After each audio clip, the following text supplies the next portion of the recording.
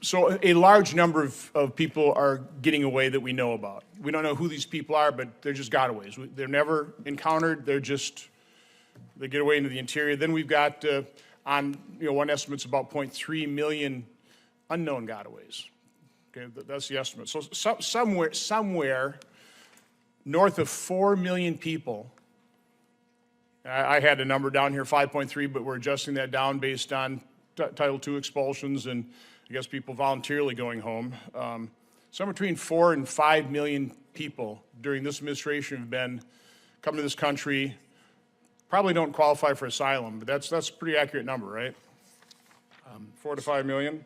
Senator, let me first communicate a premise, which is we are very, very focused on the security of our border. No, you're not. No, you're not. I don't want to listen to that. So.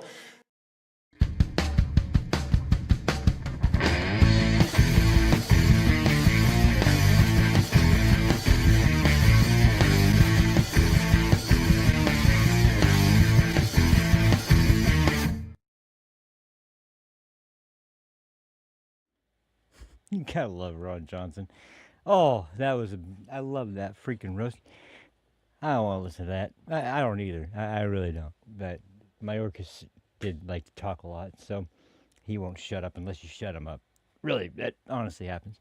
I think you guys remember when I showed the last clip where he was trying to pull the same shit with Chip Roy. It didn't really work out too well then either, so he's not very good at it, but he's going to keep trying.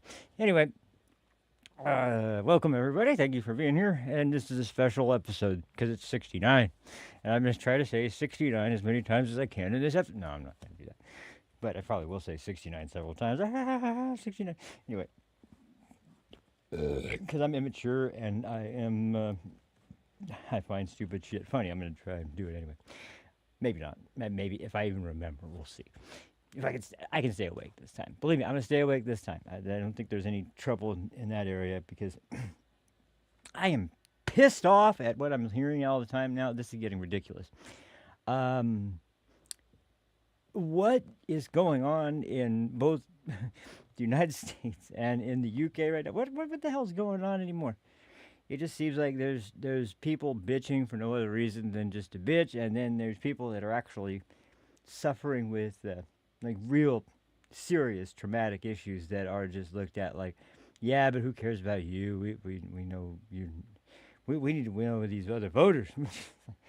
But like, I don't know. It pisses me off. There's some other people it pisses off. Well, I'm going to focus on that today with Brandon Gill. Just I saw this video, like a part of it not too long ago. I didn't know what it was in reference to, though, because, man, Brandon Gill was pissed. And of course, some big mouth moron who is the same big mouth moron that thought Guam was going to capsize decided to take a hearing about angel families whose children and loved ones were murdered by illegals and use it as a grievance counseling session for everything but victims of illegal immigrant crime. Like, we should talk about ICE killing people. We should talk about gun control. And we should talk about this. And we should talk about Trump is Satan incarnate. And we should, like, it's just more ridiculous bullshit. And he's saying this in front of mothers who lost their children. So Brandon Gill kind of has to smack his ass. No, not smack his ass. No, smack him in the face and sit his ass back down. There we go. That sounds better. I don't know who's smacking Hank Johnson's ass. It's not Brandon Gill, I'd imagine. I mean, Danielle D'Souza, she's pretty good looking. So, anyway. And then the UK, to all my UK friends out there, hello, how are you doing? Hope you're doing fantastic. But, your problems have finally been recognized by many people now, which is great. I'm very happy to see it. The problem is it doesn't seem like the usual suspects are still going to be ready to move anytime soon. They're too busy still focused on Tommy Robinson for some reason. And I'm going to be showing something.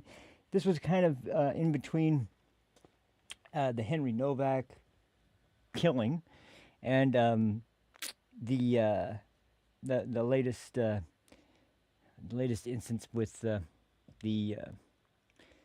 what's it called the Parliament and man, I forgot his name, Rupert Lowe, and oh my God, if you aren't moved by that whole sort of presentation of how many people gave testimonies this last investigation, in particular, if you guys watch a streamer named what's his name? Jake Monroe. The goth dude. He's fucking awesome. Actually, I like that guy. But he did this reading of just one full testimony, pretty much, on this show the other day, and oh man, like this is very, very. This will change your view on people. I'll tell you that. It'll change your view on different communities for sure. I'll tell you. I can say that much because, geez, anybody that can sit by and just kind of put that out of sight, out of mind as they decide that, well, I'm not gonna. We're gonna try and make sure that nobody has to hear about that. We wouldn't want our little image of my wonderful party's control over government. We wouldn't want that jeopardized, would we? No, of course not. So we'll just keep that all under control. Then, once again, who do you blame? You blame Tommy Robinson. You blame white people. You blame everything else but the fucking people who are there.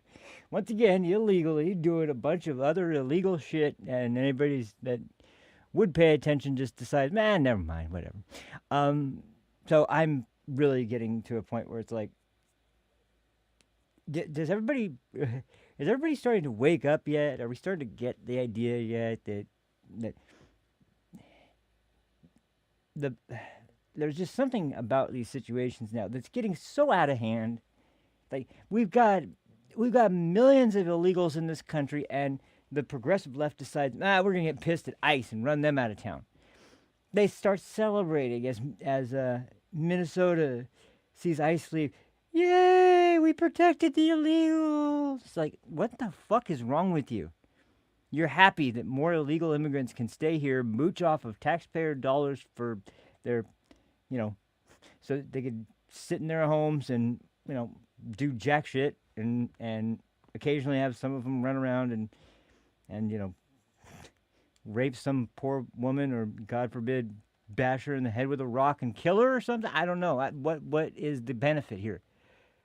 Oh, that's right. Renee Good won't get shot because she won't be running over them. So, there's that. And Alex Preddy won't have any taillights to kick out anymore. I guess that's beneficial because they got their anger issues. And when they see an ICE truck, they just see red and nothing else. But, excuse me, not even ICE trucks. They're rented. They're not, unfortunately, like we've discussed before, they're not panel vans. They're rented SUVs. And so I don't think this is like your cliched abductor movie where that's exactly they're shoving people into unmarked vans. No. First of all, they're rented SUVs, not unmarked vans. Secondly, they're not shoving people into anything. And all the people whining about they're arresting a 5-year-old, but they helped the kid into the SUV. There was no arrest there. So. And besides, they were going after his father, who ran and fled from custody and abandoned his son in the freezing cold snow. I don't think they were doing anything wrong. Anyway, there's also a really interesting analysis given because of this. I haven't really got into detail about this yet, but we'll talk about it a little bit. The Southern Poverty Law Center case. This shit is so wild, and somebody mentioned this today on, it might not have been today, the clip may have come out a couple days ago, I don't know, but it was on Dave Rubin's show, and it was a guy who was, he kind of was addressing a lot of things which, it's a lot of stuff everybody already knows, but at the same time, it was kind of good to have that happen, because in a way, I heard Matt Walsh talk about this recently, and he kind of brought it into a much deeper much more extensive view of the situation. But because the SPLC has been able to operate with so much control over their what they are able to do and not do, who they fund and don't fund, and what their operations are like. Um, they have been kind of, and because of course they support the Democrat Party.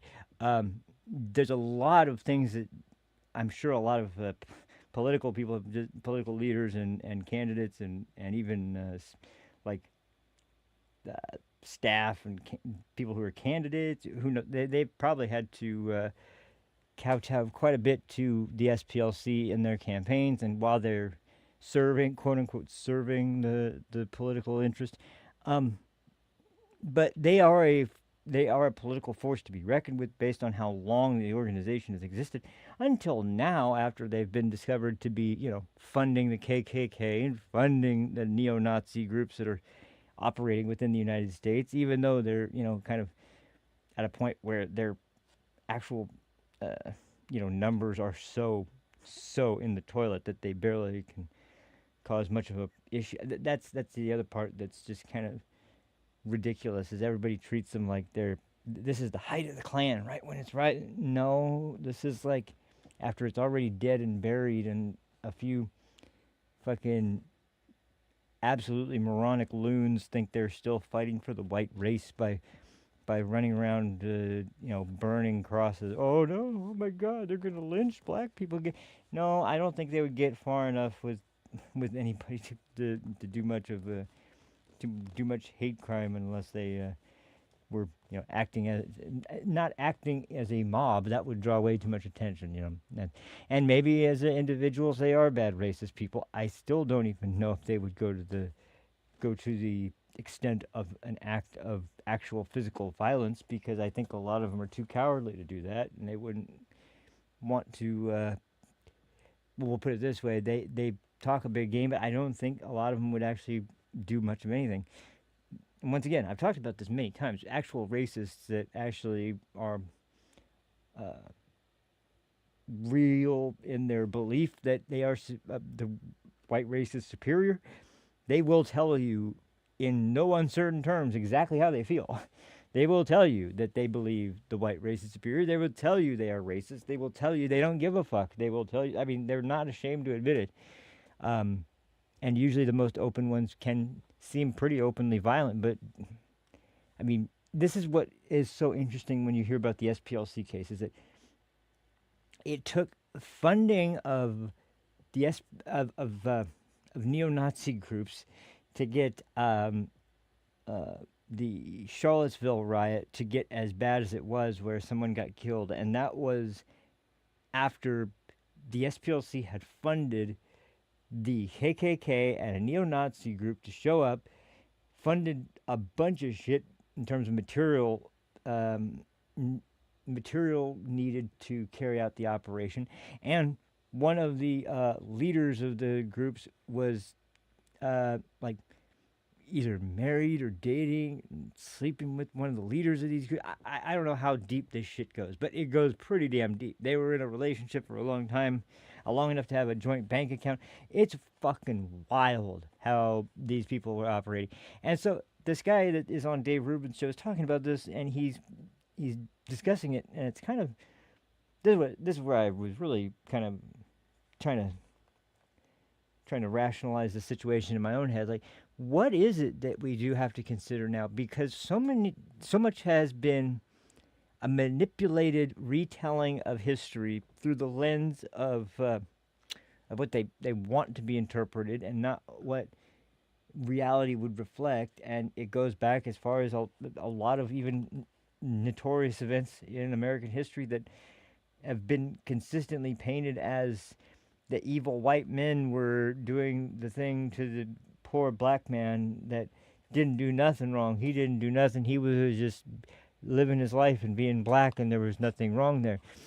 And there are a lot of people like that, but sometimes there are people who do things that are not very good. And usually, depending on the time period, especially in time periods where there was no legitimate law enforcement or, early days of the country where there was, which by the way, I don't know. I hope I can get to this today. I've been trying to find an opportunity to play this, but and maybe this is the best time to play it. We'll dispel some things about historical America and the colonial system of government and the actual practice of quote unquote slavery, which by the way, actually really in the beginning of the colonies was far more like what we know as indentured servitude and not really quote unquote slavery, meaning there was a sort of a debt to be paid off in your labor by working for X amount of time. And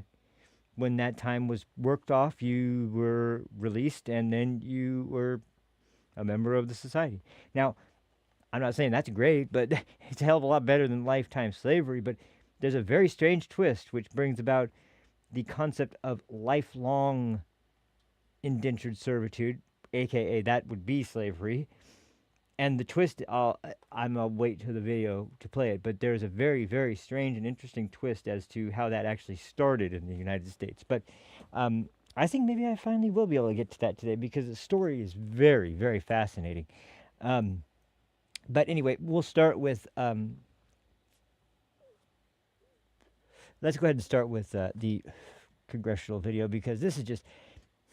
It's going to piss me off, I know. So we'll just start here because if I don't start here, then I'm just going to be waiting to play. So, like I said, this is a hearing from. I can't remember what the day was. It was a couple days ago, but. I think it was like early this week, but this was a hearing that was specifically supposed to be hearing from angel families about sanctuary cities and the price to the citizens that were living there, not in terms of just cost of living or material cost, but the cost to to their safety and to their families and to things like that. So. And of course, Democrats don't want to talk about that. That's the last thing they want to talk about. And anytime they do, they want to go into their stupid. Well, it's not against the law to cross into the country. It's like, yeah, it is against the law. It's illegal. And they say, well, it's a misdemeanor. A misdemeanor is against the law. You don't. A felony isn't the only type of crime. There's other categories of crime, and misdemeanor is one of the categories of crime. I don't know why that is framed as if it's something different. It's not as serious, sure. But I would say we don't want it to become something more serious, and oftentimes it sure as hell does. So anyway, so we'll go ahead and start there because this is just absolutely ridiculous. Well, also, I don't think I'll get to it today, but what was the oh, you know what?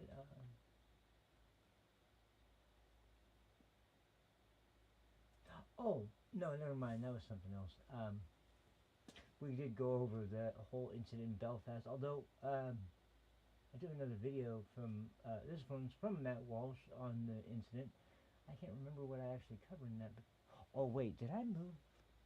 Hold on a second. I think I actually moved the destination where my renders of videos are going, so I'm going to have to check that real quick. Hold on.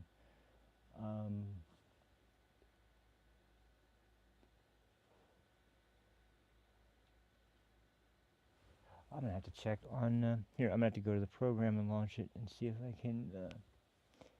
see. Sorry about that.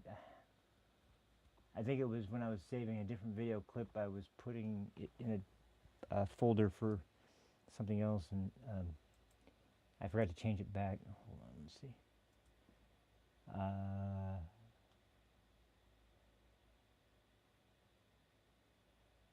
Oh, I have to, here, damn it. I have to have something to render. The only way I'll be able to do this is if I have a clip that I'm going to send and render so I can figure out when the hell it goes by default. That'll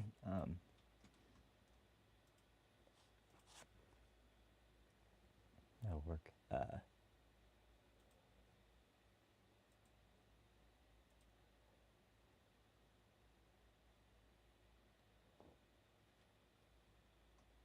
Oh, it's just a one folder back. Okay, that's all right then. Cancel. Cancel. Now close this, and no, I don't want to. Okay, good. That makes things easy. I can just move things over. Yeah, here they are. Okay.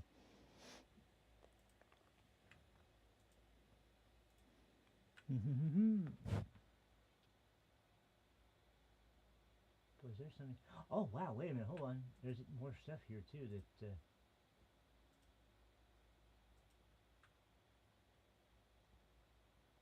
I was wondering about that.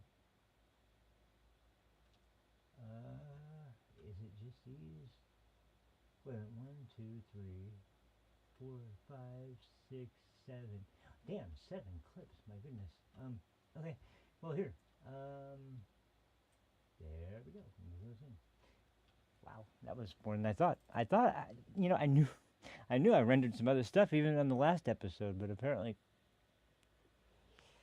I wasn't thinking about it hard enough. Anyway, let's get to that congressional clip. That's right here.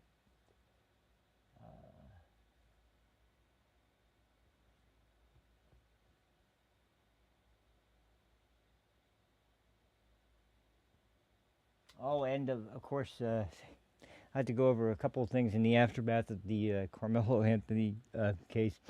Try to get to that quick because it's there's some pretty incredibly crazy shit going on, and it's not like we're not talking about BLM 2000 levels of insanity, but we're going for, it seems almost like it was gonna attempt to go there, but they realized, nah, it's just not gonna do it again. Can't capture lightning in a bottle twice, especially when it's so obvious that this is not how we portray it.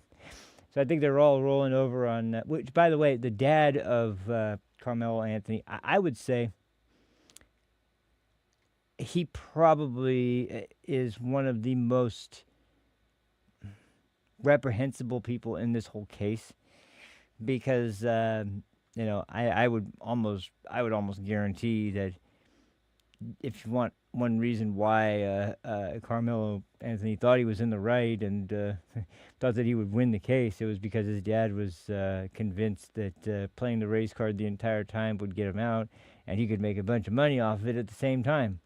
And that didn't seem to work out for him, so I think that's what he's more pissed about. He just seems like he was absolutely not at all interested in his son's life. I'm throwing a big one out there, but I've heard him in interviews, and it's not like Austin Metcalf's dad. He's not speaking like that.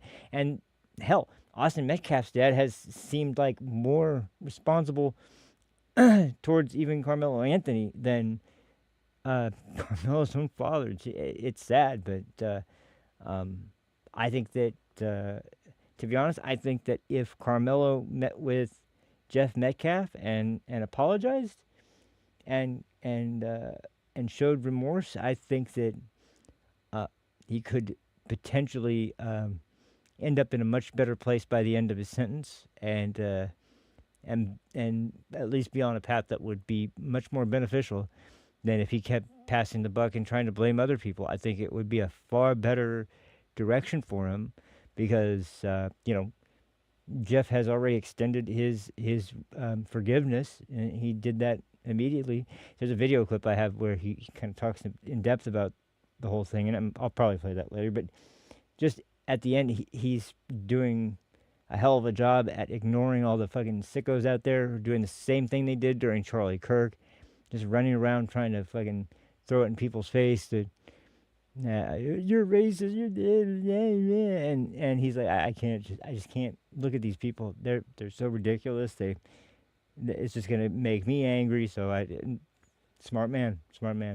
Anyway, here's that hearing. Let's get to this. Where's our? Wrong thing. Here we go.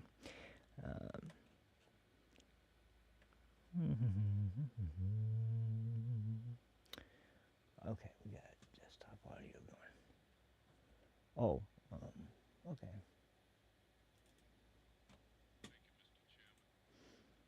Okay.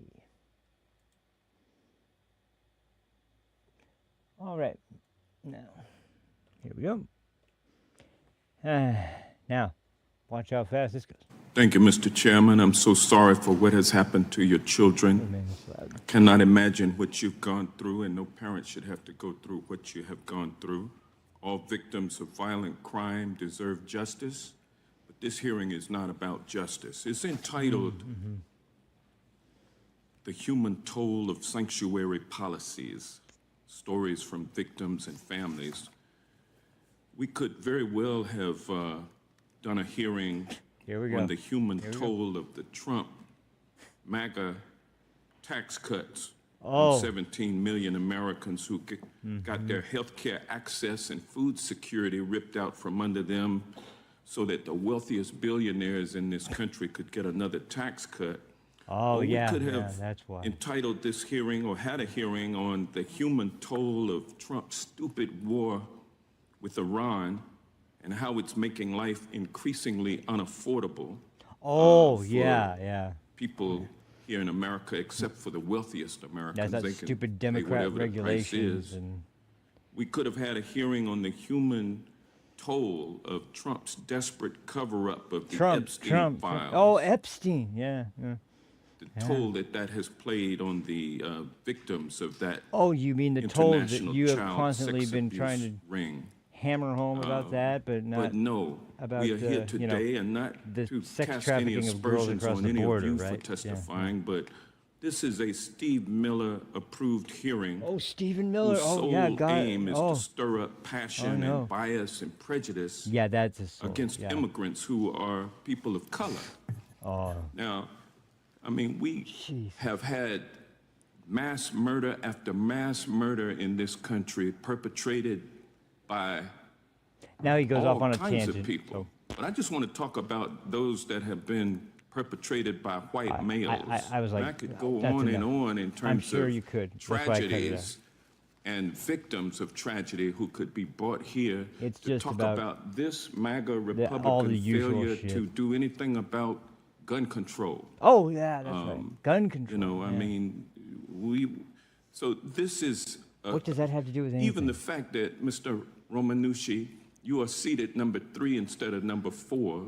I mean, normally the 3 Republican witnesses would be seated together, not sandwiching the Democratic witness. Now, he's full of shit here. I've seen this many times where the Democratic witness that he's so protective over is seated in seat 1, in seat 2, 3, or 4. It's not based on who invited. I'm guessing it gets set up by people on staff, people who are just general,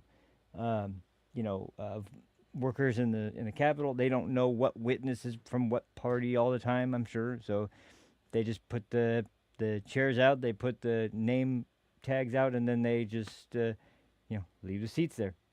I highly doubt it was this coordinated way to sandwich him in between two Republican witnesses to make him uncomfortable. Which, by the way, I'm sure he's not even uncomfortable in the slightest. He'll spout his fucking ridiculous talking points that he's required. They don't call a witness unless they're going to, say all the pre-approved lines for all the leftist talking points. So you got to make sure you get a witness that's going to just read the script verbatim, no deviation. And so, yeah, and I'm so sorry he had to sit in seat 3 instead of at the end and only sit next to one of the evil Republican witnesses who had their children fucking killed by sick monsters that you excused from being in the country. But, I think he can deal with it. I think he'll live. It's not like terminal cancer. I know you think it is, but it's not like terminal cancer. Once again, tell me about Guam tipping over, you fucking idiot. In between you, but you got sandwiched today for the dramatic effect of it. It's all politics, and it's unfortunate what my friends here on the other side of the aisle are perpetrating. Mr. Romanucci, the killing of Miss Good was not was by rogue ICE officers, federal agents who can't even be sued for, the damage that they have done to your clients' loved ones. That's wrong. That's why I've introduced the Bivens Act, which would allow people to bring federal officials into court and sue them against these egregious actions. There are many. Certainly, they equate. I'm not minimizing the tragedy that is before us today yeah, with you are. 3 women, but the... Yeah, yes, you actually are, because number one, first off, their loved ones weren't trying to fucking run over an ICE agent. They were just living their lives and illegals murdered them. And secondly, there's a little thing you guys absolutely despise, I know, but it's still there. It's called qualified immunity, which means that when you're a federal or even local police officer and you are forced into a situation where it's life or death and you have to take a life, you're taught to utilize that level of force only when necessary. Now, I know you're going to dispute that it wasn't necessary, but I would say when a vehicle is revving its engine and it starts plowing towards you, or even just moving towards you, but it seems to be gaining speed, that would qualify as a deadly threat. And sorry you are unaware of that little aspect, or sorry that you're offended by that little aspect of the law there, but that's how police officers and immigration agents literally are able to go to work and not have to basically face the possibility of not only dying, but then having to worry about, if I don't die and I live and I execute this person trying to kill me, are they going to sue me in court for murder, or they bring me up on murder charges? No, they shouldn't. Why? Because you're someone trying to keep the peace and keep people from actually getting hurt. And for your trouble, if you get, say, nearly run over and decide that the only course of action in the situation to save your life is to shoot the woman, the crazed woman who, by the way, own father stated, I am hurt that by her passing, but she made her own decisions, and it basically made it clear that he understood why everything that happened took place, and it's regrettable and it's terrible. He hates to see it happen, but it seemed like there was no way it was avoidable. He's far more of a man than Hank Johnson is, because he didn't just rush to freaking politicize the event of the murder of everybody that the Democrats can sympathize with as something that is a referendum on the Trump administration and ICE. It's just ridiculous. It's so pathetic. But anyway, keep going, moron. Keep going. Other tragedies at the hands of non-immigrants, just as important. My Bivens Act would ensure that all victims and their loved ones can get justice, even if the perpetrator is a government official. And that's why I've also introduced the Constitutional Accountability Act, which would establish that federal, state, and local governments have the same respondeat superior liability that private employers have for their employees. Private employers, not so police, there's much we can do law enforcement of any kind. Bring justice to those who have been aggrieved by tragedy. Congress, this MAGA Republican Congress, is incapable and unwilling to do anything in that regard, and that's unfortunate. Yeah, I'm going to be the one who yields back after going only 11 minutes over. Thank you, and I yield back. Thank you, Mr. Johnson. Yes, that was 11 seconds over. Not 11 minutes, I would have been tapping the gavel. With that, I recognize Mr. Gill. Yeah, thank you, Mr. Chairman. Here we go. For holding this hearing, and thank you to the witnesses for coming here and telling us your stories and your family's stories. Before we get into that, I think it's worth saying that was one of the most disgusting testimonies I have ever heard. Damn right. To have Hank come in here and lecture angel families about how they shouldn't be here, how we shouldn't be holding this hearing. What the hell is wrong with you guys? Yes. Thank you. The reason they're here is because of open borders that you guys perpetrated for 4 years. Right. That's right. Absolutely. And to come in here and to turn this into a MAGA Republican idiotic low IQ lecture is sickening. Oh, Brandon is amazing. This to dude. whine about which seats they're in. Yes, absolutely. I love it. I love it. It's disgusting. Fucking A, man. This guy's going That said, places, man. I'd I like to give swear. you guys a chance to respond to I some of the could things see that you've him in heard. And I'll VP start with you, slot. Ms. I could Wilkerson. see him Thank you. I going just quick in the ranks, wanted man. to say that it was a spoken policy of Houston to be a sanctuary. It wasn't written at that point, and so the suburbs around Houston followed that same policy. And East Parker's kind of laughable to me. This hearing could also be about why we're not, or people aren't voting. You know, there's a slush fund for people up here in these places that have committed crimes, or people have said, oh, you've raped and stuff. But, you know, this hearing could have been about that too, but it's not. It's about our kids that we lost, and about the very fact that Sanctuary City Policies is creating a haven for people that came to this country illegally. Thank you. You can put me in whatever order, in whatever seat. My tragedy is never going to be okay. I will be last, I will be first, I will be 42nd seat, if that's what you want. But we're so used to hearing everyone tell us, This mother but is we're extremely- sorry, please, the here are pain is still condolences, very fresh. but this hearing should be about this. This hearing should be about me, but it's not. Today's our day. Hear us. Leave your butts in your seat. I don't want to hear your butts. Our tragedies are disgusting. I still wait for my children to come home. It's not real to me. My 11-year-old, my 16-year-old, they're waiting for their car to come home with Brady and Hallie in it, because guess what? It's evidence. We can't have that back yet. My garage stall is empty. So the girls say, Mom, we still think they're gonna come home and tell us all about the concert and celebrating their anniversary. Because the cars are out here. They'll come home, won't they? We can't pick a headstone because that makes it too real. But you can sit here and tell us about what kind of hearing this should be.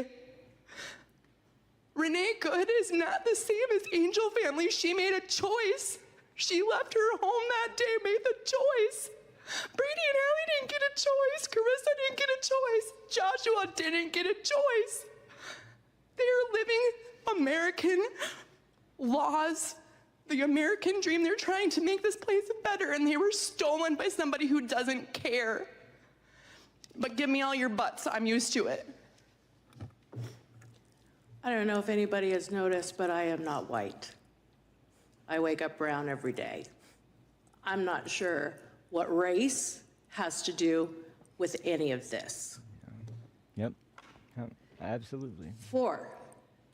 There's 4 kids that we talked about today, and y'all can't seem to stay on topic for what, an hour of your time? Oh, of course. You got to bring up what about? No, we're talking about these 4 kids. We're talking about Angel families. Stay on topic. I don't want to talk about Epstein right now. That's another hearing.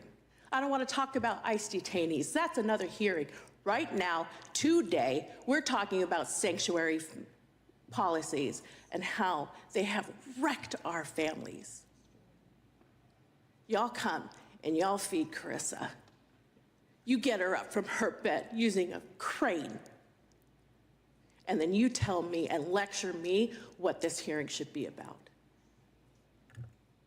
Oh, Jesus.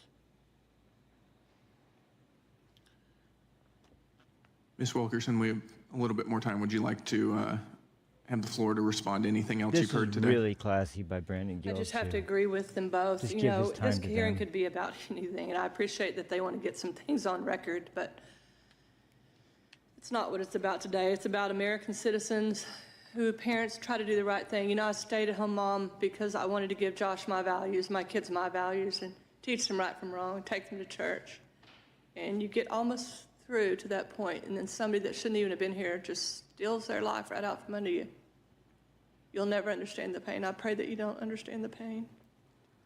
And it's about giving a group of people sanctuary from the law. Nobody gets sanctuary from the law. It's absolutely ridiculous. It's hard to believe we're sitting here begging you to obey the laws that y'all made. I mean, there are laws on the books. If we just start with that, we'd be better off if we would just start enforcing those. But nobody gets sanctuary from the law. You know how to stay, you know how to not get killed by the police. Don't get involved in something they're doing. It's pretty much common sense. But I want it to remain about the kids, American citizens that have been lost. And I think this gentleman over here, Mr. Johnson, said that you could fill this room, you could fill stadiums. They don't keep statistics. They don't want statistics. They don't want you to know how many people have been killed. Ms. Wilkerson, I'm sorry. He had to cut her off because he was going over time. But man, I swear that was one of the most intense and righteous, I would say, is the right word, I guess, for Brandon Gill taking charge like that. And when it was his turn, he just essentially said his piece, and then he gave the mothers the time to talk, because that's what the hearing was supposed to be about. But you hear, I mean, I've watched way too many sessions of the House and of the Senate, and it doesn't matter what hearing you're talking about. It doesn't matter what the topic is. They will always turn it into Trump, Epstein, tariffs, Iran, the Strait of Hormuz,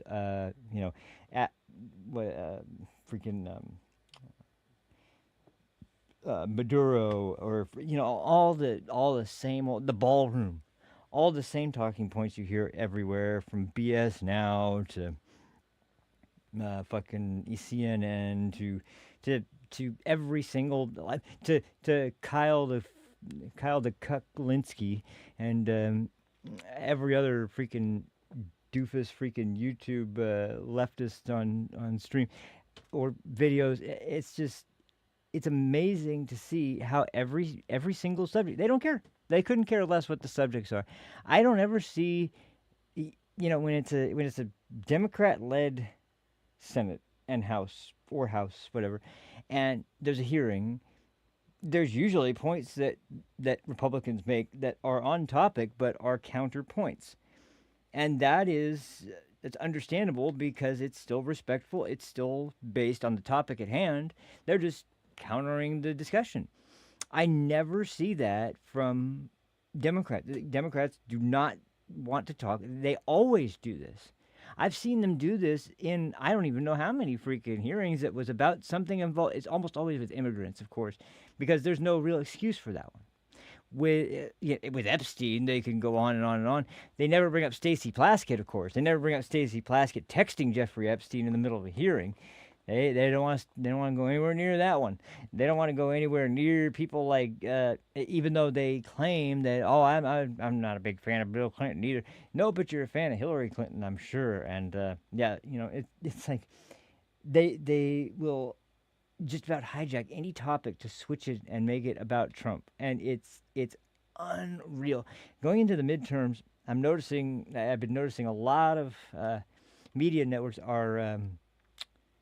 They are seriously going into panic mode, or at the bare minimum, they are kind of shocked. I love Harry Enton; he's hilarious, but the way his energy is just freaking great. It's his mannerisms, his normal hand gestures, the way he goes about presenting things. I love it because of how goofy it is. But at the same time,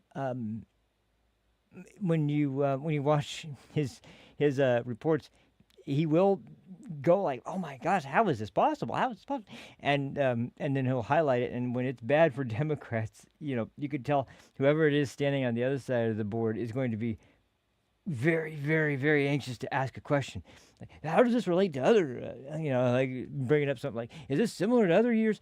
And usually they don't get an answer they want. But the funny thing is that as we get closer to the midterms this year, I remember when it's supposed to be the red wave last time in 2022, and they had the very disappointing results that came in because nobody was. It was just really that nobody was buying that Republicans were serious about actually stepping up, and maybe the candidates they put forward, maybe they weren't convincing enough. I think there was still shenanigans going on pretty seriously at that point. and they were still very highly in control, obviously, because at that point, they still had the House, the Senate, and the White House. So it was much easier to kind of keep a thumb on the scale to kind of manipulate money and figure out candidates that were better placed. They didn't go through the gerrymandering crap that they went through like now, where they basically taunted Republicans into redistricting all their states to make it more even. So that's going to cost them big.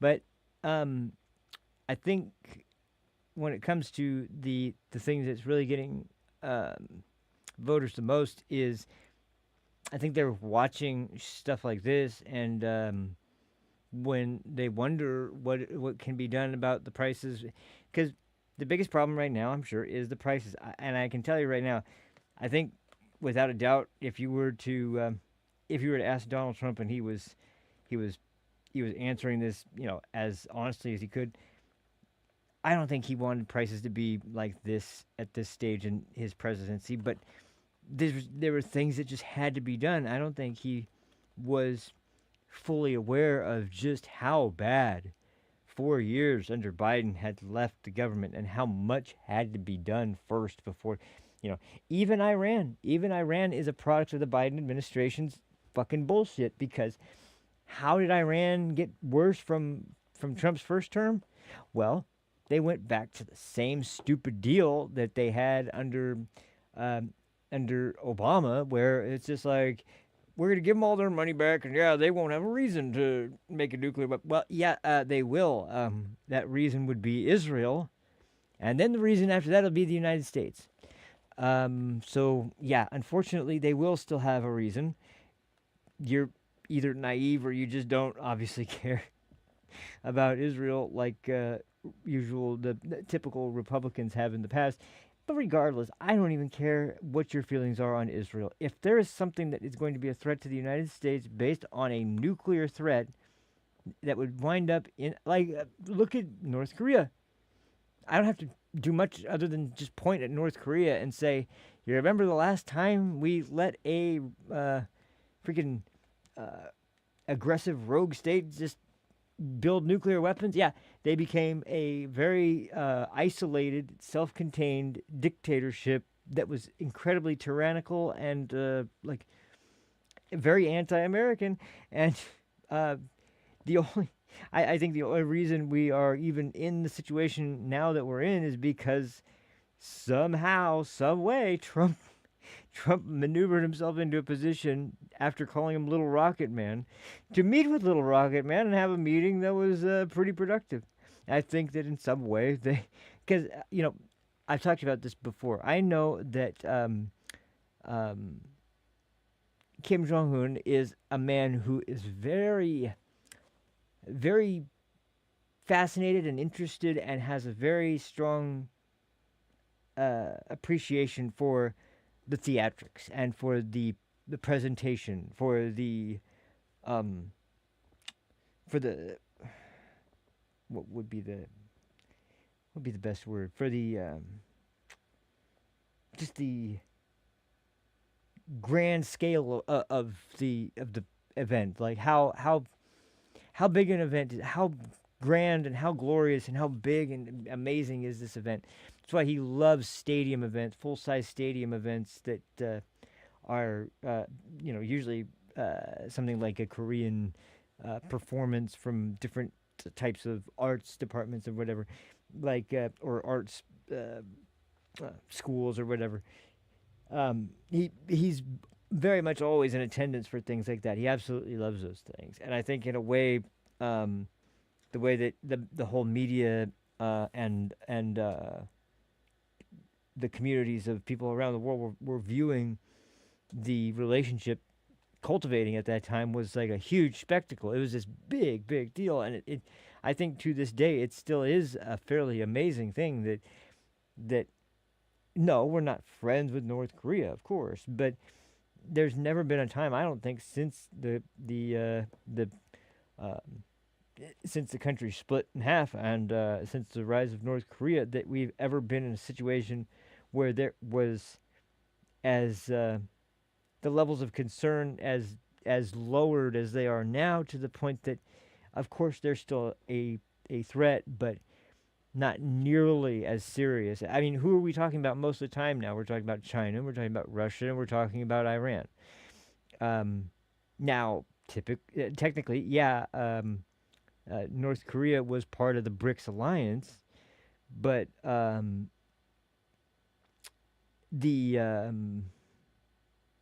the actual nation of North Korea by itself is not. I mean, I'll put it this way: I heard a lot more about tests of nuclear weapons in the region, like 10 years ago, 8 to 12 years ago, than I'm hearing about now. I haven't heard about a lot of nuclear tests from North Korea in quite a while. And I've heard a lot more about things going on in China, in Russia, in freaking Iran, of course. And now that the Iranian military has been mostly wiped out, aside from especially the leadership, there's very little sustaining there. And by the way, I think I got this wrong in the last episode, so I want to make sure I state this out loud. I had caught a piece of a report that I think was trying to say that that at any time Iran could break the deal, as it seems like, but there wasn't any confirmation that the deal had been violated yet. I still think it's a very shaky ground that we're on, but ultimately we'll have to wait and see. I just wanted to make sure I made that clear. I made at least insinuation that there was already something that broke the ceasefire, and got now, as far as I know now, I've scanned through a bunch of stuff. It doesn't seem like any confirmation of that has come out. So I just wanted to make sure that was clear.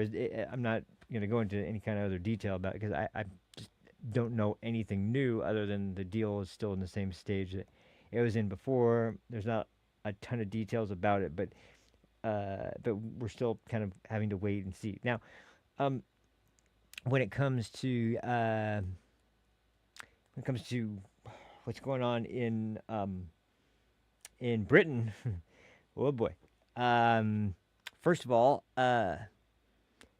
the whatever it was that they thought they were going to gain by kind of protecting the people that have been responsible for all this shit, and blocking media and even social media that was calling this stuff out. The reason they've implemented social media takedowns, the reason that they've gone after Tommy Robinson all over again. I'm gonna play a clip from Piers Morgan here in a second, where you spotlight once again the ideas that he just can't seem to grasp for whatever reason, and look at the state of the country as it is now. Why? And I mean, Rupert Lowe, I swear, if you can find, I didn't clip it because I think it's just him reading a few choice quotes and select portions of this massive stack of testimonies that were collected from people during this investigation into the child rape gangs from Pakistani grooming gangs. And oh man, I swear, I was talking about on Jake Monroe's show, I was listening to him describe him read one of the testimonials, excuse me, from start to finish, and oh god, whew, I mean, it is this is brutal. It is I mean, this is like hell and hopelessness with nobody, because this is, you got to understand, it's not just the grooming gangs, and it's not just the girls that are getting hurt by these people. Law enforcement in on it to the point of dismissal, not caring about their reports, them getting to all the girls by that. I mean, getting to the point where they realize that police aren't going to do anything. In fact, if they do anything, they're going to just be coming after me. So I'm just not going to say anything if I come in and, like, there was also testimony from some of the girls in the reports that the police were taking part in some of the abuse. I mean, we're talking about, like I said, from the perspective of these kids, because they were kids, 12, 13-year-old girls, some even younger, getting abused by these groups of Pakistani men, and this widespread effort to just like, I mean, I thought we were watching a collapse when we were seeing old grandmothers praying silently, no crowds, no groups of people, no big protests, nothing. Just old women standing on the sidewalk next to an abortion clinic praying. And that was enough to get the cops called and get them arrested. Them put in handcuffs and arrested for praying outside of abortion clinics. And they have the fucking absolute balls to sit there and say we're still a country of free speech. No, I would say you are fucking far away from free speech and free, most certainly the free expression of religion. Unless, of course, that religion is Islam, then it's fine to blast that fucking God-forsaken music at 5 o'clock in the morning. Oh, I've talked about that before, but man, when you listen to just like the it's like freaking 5 o'clock. I'm trying to sleep, assholes, but that's fine. Oh no, that any criticism of that, and you're Islamophobic. But once again, I share the idea about Islamophobia that many others do, that there's nothing irrational about being afraid of the religion of quote-unquote peace that is Islam. Yeah, we've gotten to a point where it really is like there's got to be a choice that's going to have to be made by British people and people in the UK in general. You either are going to have to decide that your country is worth saving or not. If you have places in the country that are already practicing Sharia law and they're doing it openly, and that's just being looked past like it's... I've heard the things that are being just glossed over that are going on in the UK, and it's sick. It's the practices done in the Middle East in terms of just, things like slaughtering animals, for example. It is absolutely needlessly barbaric in the Islamic world. And sorry, we have laws against that shit.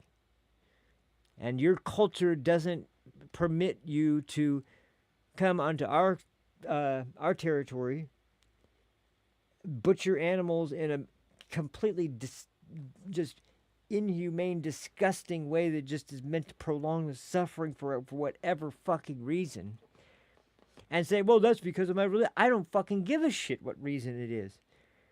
We don't do that in this country. You can either abide by that or you can go back to your home country. Sorry. There needs to be somebody who's going to put their fucking foot down, and unfortunately, that's going to mean probably facing the same thing Tommy Robinson's facing, because not only is he having to suffer over and over again, getting blamed, getting smeared, I even saw this. I wasn't going to bring this up, but I'm getting so fucking pissed about this. I'm going to bring it up right now. I was watching this thing, and I was been apprehensive on the subject. I haven't wanted to speak out about it because, someone who's a veteran of the game, I would say, I don't want to go too hard, especially someone who's conservative and young when they got into it. But here's the story. Lauren Southern comes out and fucking, she's hit this crisis with, I guess it's probably because she's getting older and reaching a point where she looks back on her younger years and realizes that she didn't do everything she probably wanted to do, and maybe she was not as strong-willed as she imagined she was. But then she goes on Jeremy Boring's show, and I noticed this too, because she went on Piers Morgan, and she really has a real strong, what's it called? Aversion to Andrew Wilson. And I know. I would guess I know what the real reason is. I'm not gonna say exactly what that is, but I'll just say that that She also doesn't like him, and her stated reason for not liking him is, I believe this is also a reason. I just don't think it's the main one. Basically, if I had to sum it up, is that he's doing Christianity wrong, and his debates online are just debate me bro culture, and not really a faithful and a good faith way of promoting the religion to other people. I would argue that it's his worldview that he is promoting as well as his religious view. I don't see any reason why he shouldn't do it. And if you believe something different in terms of your interpretation of the faith, fine, debate him on it and see who comes out better. I don't know any better than him theologically when it comes to Christianity, so I won't debate him on it. I have my own views, but I can't support them beyond them being my views at the moment, so I'm not going to do something that I would know to be. I also know, though, that because of an argument that is based on logical fact and trying to get to a logical conclusion of why the Christian faith is something that should be followed if you like this, and not just the Christian faith, but Orthodox Christianity as a subset should be the way that Christianity should be practiced. I can't do that by getting into a debate on my beliefs. Number one, I don't know enough, and number two, I'm not going to be able to represent my position effectively in comparison to somebody who is both extremely talented and practiced in the world of debating, as well as very well read and knowledgeable on the Orthodox Christian sect that he represents. So there's a great reason why people would be very persuaded by that. Yeah, I'm persuaded by it myself, but I haven't accepted it on a deeper theological level because there's certain things I can't get past in my own head. That's my own sort of, that's my own life's journey that I will have to go through. But the point with Lauren is that she is just basically just flat out stating that no, all of this is wrong because of the way it's being represented. I think that's a ridiculous argument. I also kind of, in a way, think it's cope because, in a way, I know I don't accuse her of bad motives. I just accuse her of bad, of a bad presentation of the motives, because it doesn't seem like they're coming from a place of legitimate belief in them. I think they're coming from a place of wanting to believe them because she needs some kind of way to explain how she ended up in the position she entered into, when people who are her age or younger when they started ended up in totally different positions. It just, people are susceptible to different things. But the main reason I bring that up is because even in that discussion, with I'm talking about the one now with Jeremy Boring, she goes into this huge detail about Tommy Robinson and how, well, it's actually because he was an accuser of this young kid who wasn't actually doing what. Okay, he accused someone who was, I don't even know which one she's talking about, but even, let's suppose that was the case. He exposes a bunch of other people that are doing things that are completely wrong, and suddenly, it's like, and he gets taken to court for what he did to expose someone who supposedly wasn't. I don't even know the ins and outs of the case. Now, I'll grant it that was done. Okay, he should pay damages and then go on with his life. But no, that's not what they give him. They give him a jail sentence to put him away for years and years and years so that the public can't hear him. That's why I'm completely averse to it, because this isn't about what I think of that case. If he did something wrong and pinned someone wrongly for a crime, sure, punish him. But the law being applied in such a strict way to put him in prison seems to me to be way more about controlling the man and the message he's spreading, and less about what the truth is and getting to the truth. And that seems to be every action they take, because when you listen to someone like Piers Morgan, who is, of course, on Lauren's side on a lot of the things in this debate that she was having with Andrew Wilson, it's because Tommy Robinson, he doesn't care. He just wants to smear Muslims. No, he doesn't just want to smear Muslims. He wants to stop people who are, first of all, there's a reason he came out against the Sikh man who stabbed. It's not about Muslims. It's about the illegal immigrants that are coming into the country. I don't know why that's so hard to understand. There's people who are incompatible with the values of this country, and they're being welcomed. Come on in. We'll give you refuge. We'll give you a hotel. It's the same thing that happened in the United States. And we're seeing something similar, not to that extreme in terms of the effects on, girls in America, but there were plenty of women and children who have been hurt or raped or killed, or God knows what else has been happening to these people because of the fact that they've been let in, no background check, no records in the country they come from, probably a fake name and fake ID and fake everything. That's why when you went to the banks of the Rio Grande during the Biden administration, you would see IDs thrown everywhere all over the beaches, because they know that they're fucking going to be busted if they know who they are. It's ridiculous. But here we go. So we're going to listen to this next segment from Piers Morgan, and Michael Knowles is going to tear him apart, because here's the story. I've kind of mentioned this before, but Piers is so... I don't know what it is about him that gets him in these stubborn positions, but he can't accept the idea that maybe, just maybe, his position on something might be kind of swayed by his weird inability to accept that, okay, there are people that are motivated by nothing but the immediate gratification constantly, because they're being handed things for free constantly. When you give them a bunch of shit for coming into the country, and you just hand it out, here you go, here's a cell phone, here's a hotel, here's a plane ride to wherever you would like to go, here's whatever it might be. Excuse me. They're going to have a sense of entitlement. They're going to think that these people are just going to bend over backwards for me, and they do. And then when they commit crimes, they're like, oh, well, we don't want this to reflect on them. Well, first of all, there's no proof it's going to reflect bad on anyone but the perpetrator. But when you see a pattern, and here's what he just won't get past. There's white people that commit these crimes too. Okay, 85% of the rape, gang rape cases in the UK right now are Muslims on trial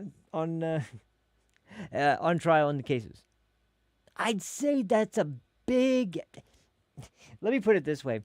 This wasn't my my sort of metaphor. This was something Mr. Medicare used to describe a long time ago, and I really love it, so I'll use it to explain this situation. And bear in mind, when I discuss this situation, I'm not saying anything about one particular group. Just using Hawaiians as an example. Let's just use Hawaiians. So, because that was used, and that's just coming to mind. You have 1,000 people, and you just have a new democracy that's sprung up, and for a couple months, everything's fine. And these 1,000 people are hanging there and in this new democracy, and everything's going great. All of a sudden, a couple people start saying, hey, something about the Hawaiians, I don't know, they're off. Things just seem to be, they just seem to be bringing around trouble. Every time they're around, there's things broken and things that aren't working, and they seem to be unconcerned about it. Yeah, me too, yeah. And then that group grows to, over the course of a couple weeks, there's a couple more people. And a couple, over the course of the next few weeks, a couple more people. And then next thing you know, a year later, about, 30 to 40% of your population is saying, man, the Hawaiians are responsible for sabotaging all these things we've been doing. In this situation, there are one or two possibilities. Number one, 30 to 40% of your population are really racist. That's possible. But there also is another theory which has equal potential, which is that, yeah, maybe the Hawaiians just happen to be incompatible with what you're trying to do. And maybe they are a problem for you. And maybe the problem isn't just the Hawaiians. Now, once again, like I said, I'm not ripping on Hawaiians. I'm not talking about Hawaiians at all. I'm just using that one ethnic group as an example because, well, ethnic. I guess that's ethnic group. But my point is that there's never any credence anymore paid to the idea that a certain demographic could ever just be incompatible with the country that they're in because of the idea of multiculturalism as the ideal. Multiculturalism is only ideal when there is compatibility somewhere. And if there's no compatibility, there is no freaking, what the hell this is what happened last time. Huh. Man, my light just went crazy. I don't know why that keeps happening. Well, the picture seems to be all right, so I guess I'll be fine. But man, that's weird. Anyway, I know, like, just people that would just hear that out of nowhere, maybe it sounds insensitive, but it's real, it's reality. Sometimes we have to just face it. There's sometimes people that are incompatible with Western culture, and we have to recognize that. Unless we all just want to go down with people for no other reason than the virtue of being compassionate, which, by the way, it's a good thing to be compassionate, but it's also a good thing to be protective of the people you care about. That's a very important thing, to look after your own. And everyone's seeming to abandon that in this grand pursuit of multiculturalism, like that alone is of some value. It's not. It's only of value if it brings value to society. And when there's more harm than good brought, then you have a problem. So anyway, this is why when Piers hears this stuff and he doesn't even really pay any heed to the concept of what was the term? Per capita crime, then it's like, what are you doing, dude? Like, you don't understand why people would be upset. It's why leftists get pissed at they use, oh, it's 1350, it's 1350. Meaning, you talk about black people being responsible for 50% of the murder when they're 13% of the population. And it's like, okay, yeah, it is kind of cliched and is kind of a stat that people don't like to deal with. That doesn't make it illegitimate. Give me an explanation why it's wrong to use that as a stat, and I'll stop using it. Until you do that, I'm going to keep using it. Because, and once again, who are they targeting? Well, by 75%, at least, I think, are the statistics on that, other black people. And so people who care about black lives, I would imagine you would care about the number one biggest cause of black death in culture. For black people in general, sadly, it is murder. If I remember correctly, it is murder. It's that's the number one cause of death. That is just absolutely tragic. That is really tragic. And there should be something. But once again, when you encourage more bad behavior as opposed to encouraging responsible behavior, then you're going to have a bigger issue. And when people are obsessed with rights and not responsibilities, then it's even worse. So let's get to Piers Morgan and his stupid breakdown. This time, Michael Knowles is on the show, and I think I played even the whole clip from last time with Gavin McInnes. Oh, that might be what happened. Hold on a second. And Gavin was on, oh, that's not what the issue is. Huh, that's crazy. Gavin's been on a couple shows lately, and I freaking love his appearances because he's funny as hell, man. But this time it's Michael Knowles, and unfortunately you've got Mark Lamont on here making plenty of excuses for his worldview, but no real actual arguments for the situation. So anyway, let's get to that, and we'll discuss this as we go along, because this is kind of a longer clip. So yeah, let's get to that right now. Where did that go? It should be here somewhere. It wasn't super recent that I got this clip, but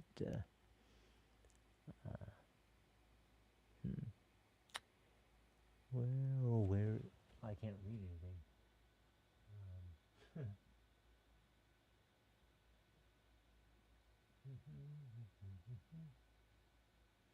Here we go. Here it is.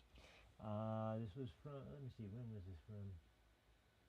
I'll just find out in a second. Anyway, and this is my problem with Robinson, is I think he's just a massive Muslim-hating grifter. Yeah, that's your problem. Because he knows he's on record defending the Sikh community, rightly, actually, based on what he said there.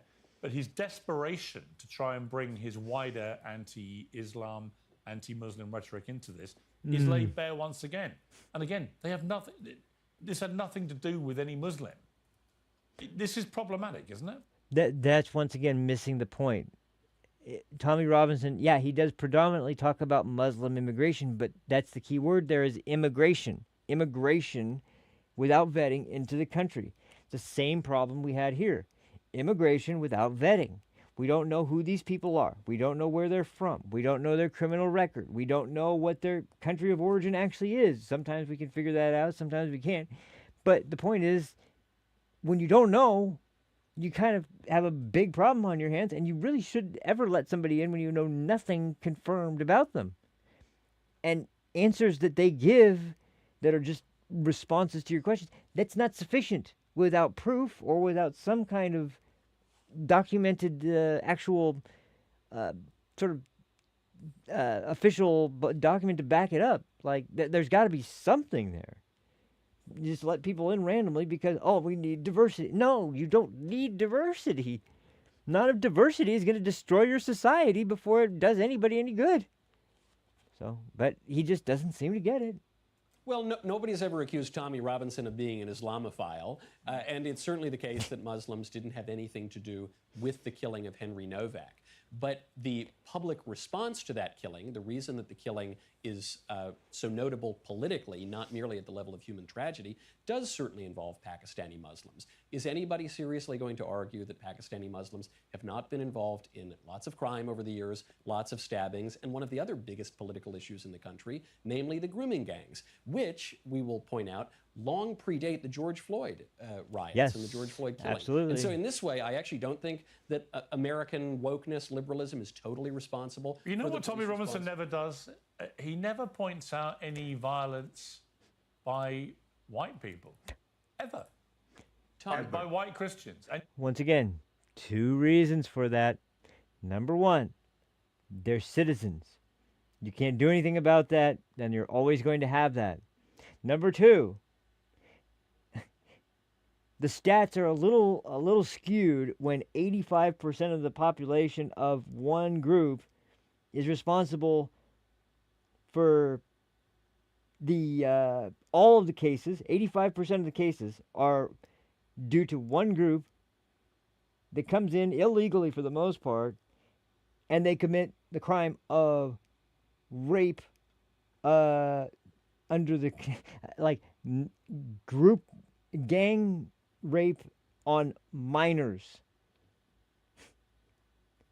And they groom them, and they groom their friends, and they groom their neighbors, and they groom everyone in certain areas, and nobody talks about it, and people overlook it, and they allow it, and they don't go after they're not interested, they protect these fucking people.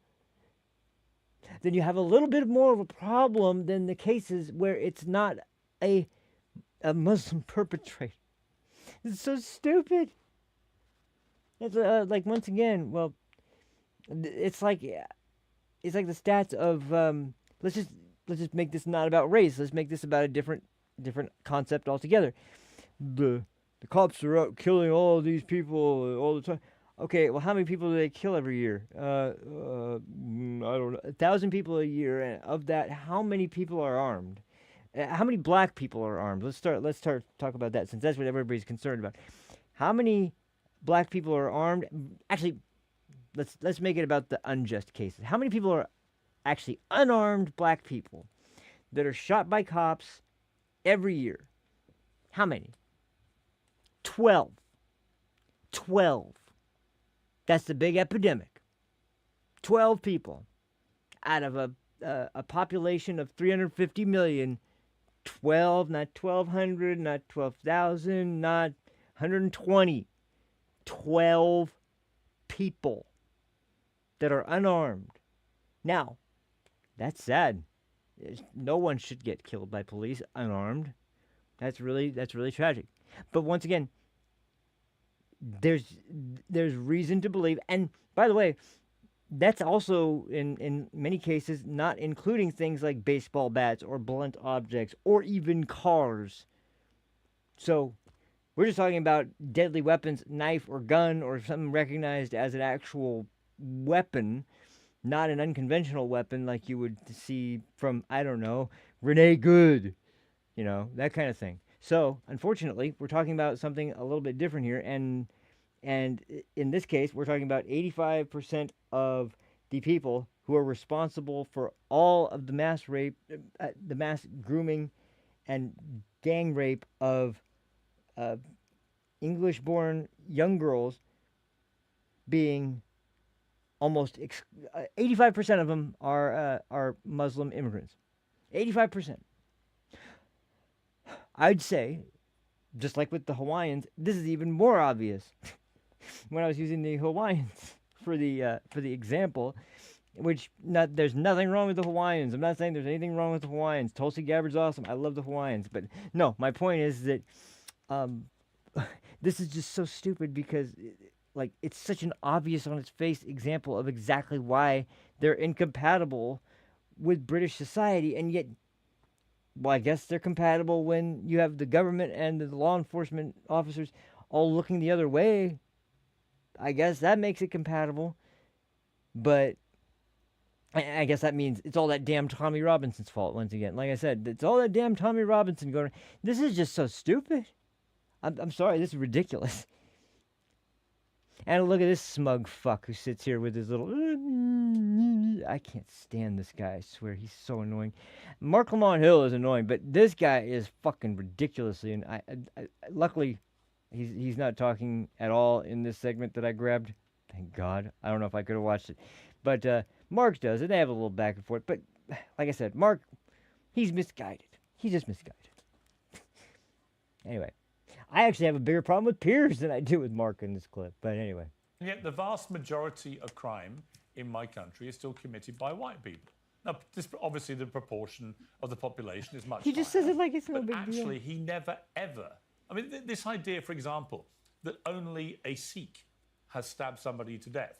Right? He never what said happened that. was appalling, absolutely appalling. But there will be a lot There's that of butt knife that we were crime talking about. up and down the country in the last week in this country. And I can pretty well guarantee the vast majority will not have been committed by Sikhs. Right? Okay. But he will never, ever... Here's the question, though. Here's the more important question. Will they handcuff the people that were stabbed instead of the perpetrator with the white assailant? No, they won't. They'll handcuff the assailant in that case. They won't treat him to his kitchen and, a nice meal before they talk to him. They will fucking put him in handcuffs, just like they did to fucking, Henry Novak. They'll do that to the white perpetrator. They won't put the Sikh perpetrator in handcuffs. No, because why? Well, we don't want to be called racist, of course. That's kind of the problem, Piers. We know that white people commit crimes. How are they treated? Are they treated like perpetrators? Yeah. They're not treated like, oh, well, of course, sir. Yeah, I don't know why this guy's saying he was stabbed. I don't know why he's saying he can't breathe, even though he stopped breathing and he's turned blue. I don't know why. This is sick. And I'm so tired of this insincere, stupid shit. Like, sorry, dude. You're just like, look at this with a little bit more of an eye of skepticism towards the people who are just like, but of course, these things happen, but we can't judge everyone by... No, you can't. You can't judge everyone by one case. But when you have 250,000 cases of girls and young women that have been sexually assaulted by Muslim rape gangs, I think it's a little more than isolated. Jeez. Talk about any crimes committed by white people. And that to me, is part of the problem here. That is what's creating a lot of the tensions, is that he likes to create an impression that it's only the Pakistani Muslims committing all these crimes. No, he doesn't. So even when there's a crime committed by a Sikh against a white English young teenager, he has to immediately deflect back to Muslims and Islam.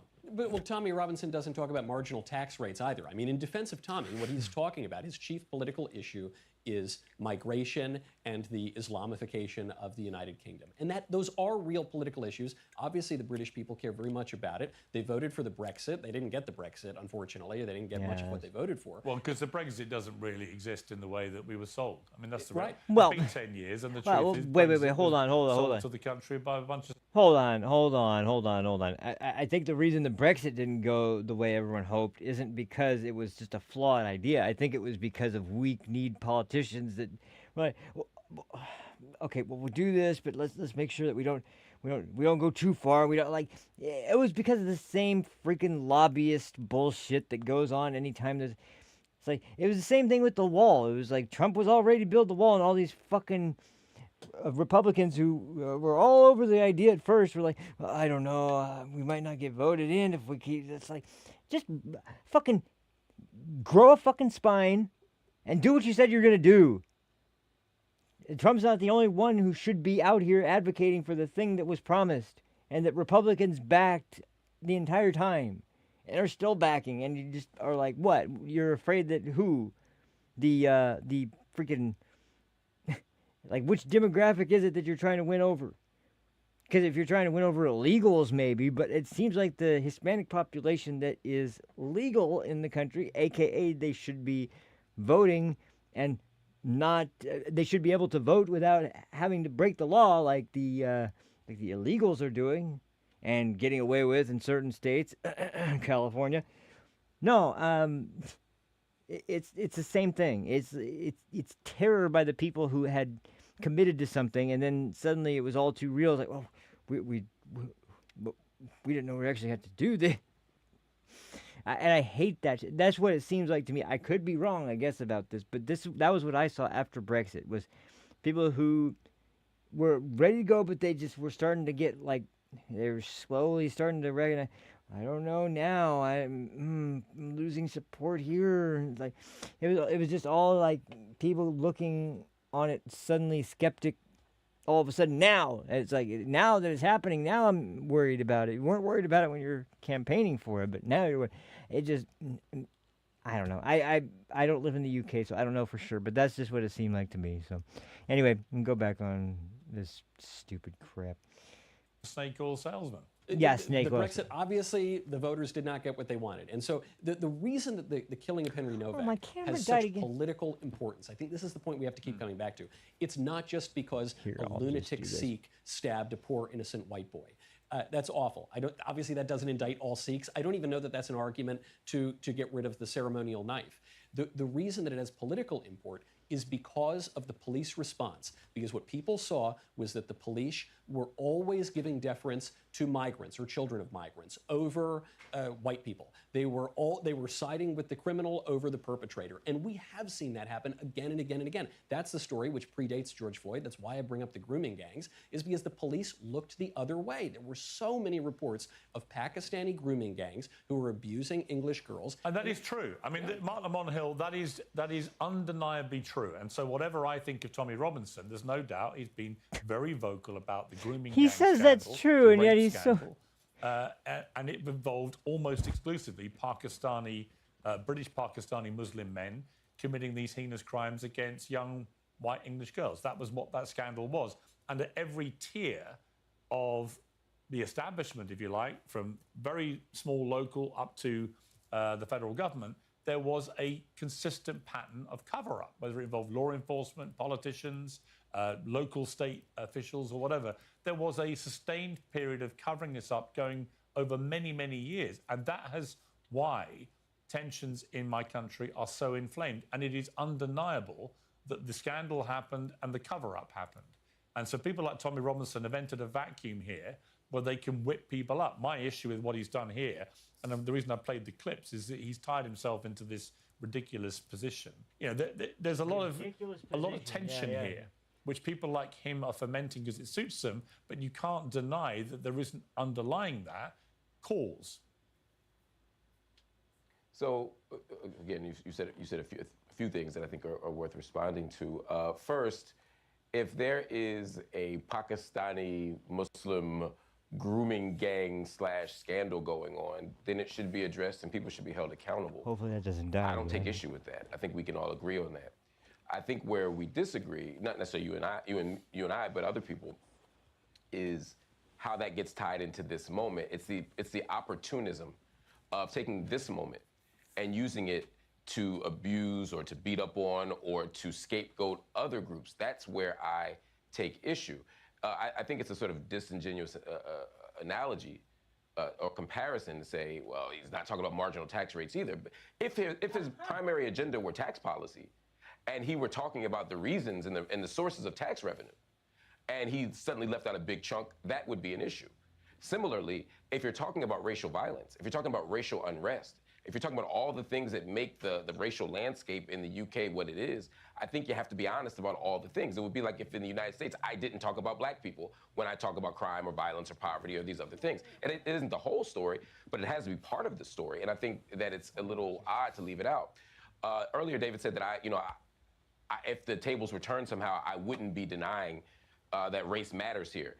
Again, to be clear, I never said that race didn't matter here. What I'm suggesting here is that there isn't a two-tiered system of justice where white people are on the wrong side of it. If, for example, the person in handcuffs bleeding out were a Jamaican immigrant, or were a black American who'd come over, or were a West African migrant, I don't think that they would have been treated any differently. The issue here, as Piers pointed out at the beginning, was a level of deference to the claim made by the Sikh that something happened to him. And I don't think that's the worst thing. If somebody says, hey, I was just the victim of a racial attack, I understand why police may even be more sensitive to that right now. But you have to listen to the person in handcuffs bleeding out. But I think we'd have to be living in a bizarre world to believe that if the person in handcuffs were black, they would have been trusted and listened to more. There's no history in any Western country. Mark, are you kidding whether me? it's the United States or honest or realistic to suggest that only a white guy would be ignored and neglected in handcuffs. There's just no Mark, okay, hypothetical here. The The guy who's been stabbed 5 times and is bleeding out on the ground saying, I can't breathe, is a Sikh man. And the guy who's claiming that he wasn't really stabbed and there was some racial incident is a white guy. Let's say the roles were exactly reversed, not to go to some trite racial political nonsense, but I guess it's illustrative here. If the roles were reversed in this situation, you seriously believe that the police would not have acted any differently? I seriously believe in this counterfactual hypothetical. A very simple one that you brought up. Yeah. If the complainant, agreed. These are all. I'm saying these. All of them are. I'm not taking a high ground here. I'm just stipulating the same thing you are.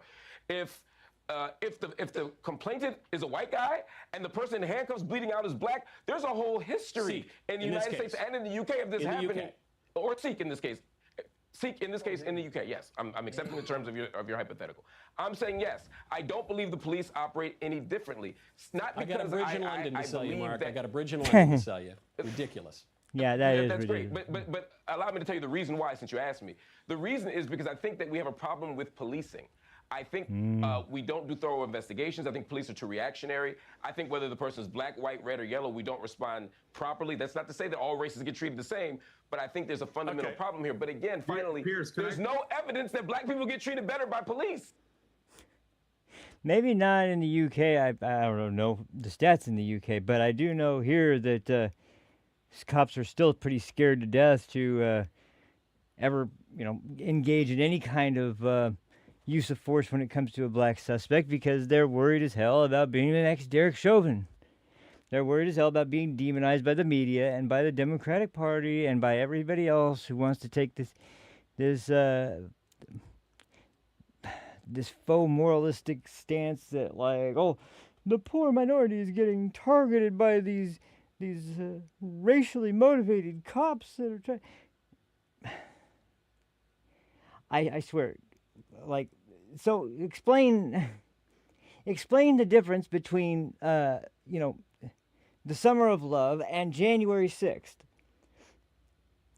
Please explain that, and tell me why one of them is talked about nonstop by every Democrat who needs talking points immediately about any kind of violent event. Explain why they bring up January 6th. And not one of them will do anything to describe summer 2020 as anything other than some people who were demonstrating about unfair treatment by the police. That's not what the hell it was, dude. Sorry, it just isn't. It wasn't people, engaging in their right to protest. Burning down cities is not part of your right to protest, right? Attacking police stations and blowing up courthouses with Molotov cocktails is not part of the First Amendment. This is so disingenuous. It's so glossing over all the freaking things that we've seen since since St. Floyd came down and saved black people from their sins, I guess, in the eyes of the morons that are still pissed at Carmelo Anthony. Oh no, he should have been charged with manslaughter because he didn't mean to kill him. He just stabbed him in the chest. He didn't mean to kill the guy. It's like, do you know what manslaughter means? It doesn't mean that it had the result that you didn't want. I mean, it had an unexpected result of causing death. That's and I've seen that case play out with a white guy as well. Michael Draka killed a black guy with a firearm. He got shoved. Very similar incident, as a matter of fact. I don't even know why this came to me, but this is perfect. Got shoved while he was walking around trying to police a parking lot because this car that had been parked in by a black female didn't have a handicap placard and started walking around the car. She had no idea why. She rolled down her window and said, "What are you doing?" And he got into an altercation with her about how she didn't have any visible handicap placard. And right then her boyfriend came out of the liquor store. All he saw from his vantage point was some guy he didn't know yelling at his girlfriend. And so he kind of, started moving faster. And by the time he got there, he kind of just shoulder checked him and basically shoved him down pretty hard. And he kind of hit the ground. He comes back up with a firearm. The guy sees the firearm. Now, he tried to plead that... and this is actually kind of crazy how this case, now I'm thinking about it, is actually so close. And it shows a jury will do the exact same thing with a white dude that they did with the black guy, and in such a similar circumstance, biggest difference being it was a gun and not a knife. And the only other difference being that as soon as they saw the gun, which I would guess as soon as Austin Metcalf saw a knife, he would have had the same response, although he didn't have time to respond because he was hit so quickly. But Michael Draka pulled the firearm. He was on the ground holding it directly at him. And at that point, you can watch in the video, it happens pretty fast if you ever get to check this out. In the surveillance cam footage, you can see as soon as the gun comes out, it's like he freezes for a second. And then he starts taking a couple slow steps back, and he's watching. That's the only reason he still has his eyes still facing him, as he takes a couple steps back, and that's when he fires at him. And the guy runs back into the store and tries to take refuge there, and he died from his injuries. Now, he tried to, Michael Draka, I watched his police interrogation, I watched the defense. They tried to argue that... somehow in that moment, because he got shoved, he thought that his life was in danger and he was going to get killed. And I heard in the police interrogation, he had this weird discussion. First of all, he tried to describe that the guy was coming towards him after he pulled the gun out. I don't know how he saw that. Maybe the adrenaline was pumping too hard. I don't know. But he tried to say that. Then he tried to say that... what he thought was that he was coming to finish the job, as he called it. He just kept saying that he's going to finish what he started. That he just kept using that phrase over and over again. It's like, what did he start? He shoved you because he saw you yelling at his girlfriend. Now, maybe you didn't know that was a girlfriend, but some big black dude just tackles you or body checks you or shoulder checks you or shoves you down or whatever. And... rather than, take it like a man and get back up, dust yourself off, and walk away, you decide you're going to pull your fucking pull your heat out and take a shot at the guy. And it's like, it was almost like when he pulled the gun, he even said something like this. I can't remember the exact wording, but it was like, once I pull out and have eyes on the target, I'm going to fire or something like that. Like, he tries to use the excuse of the 21-foot rule, and it's like, that doesn't apply because the guy wasn't armed. He had nothing on him. He didn't have a knife. You could argue you didn't know he had a knife. He didn't have a knife, but if the guy was going to kill you, I think he would have. I mean, you didn't see him coming out. Maybe a peripheral vision glimpse saw something, but it wasn't obviously anything enough to reveal any details. So you didn't see anything on him in the time since you got knocked down. And if he was coming to quote unquote finish the job, wouldn't he have pulled out the knife or the gun or whatever he was going to use? Because the 21-foot rule speculates that, yes, the time it takes to close the distance between an attacker and a victim takes about 21 feet for them to close the distance, and that's about the amount of steps and movement time necessary for you to pull your gun out and take your shot. So that is the kind of rule of self-defense he's referencing. But unfortunately, when there's no weapon involved, and he says he thought kicks were coming too. That was another thing. He's like, okay, kicks, once again, I don't know why you would think that. He just wanted you to get the fuck away from them. And that's the other thing too. I don't understand this concept. They just want you to leave, so leave. And instead, no, these people decide they're going to take someone's life. I don't have any more sympathy for Michael Draca than I do for Carmelo Anthony. Now, you have the one significant difference, not race, the age of the two people. Michael Draca was in his mid to late 40s or early 50s, and Carmelo Anthony was still a teenager in his late teens.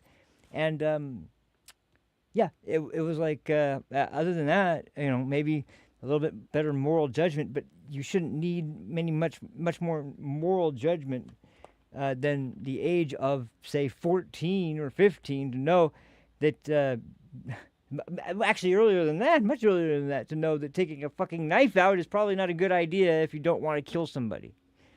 So, I mean, just the idea of those two cases side by side, there's no racial prejudice. They did the same thing. And it was in Florida, no less.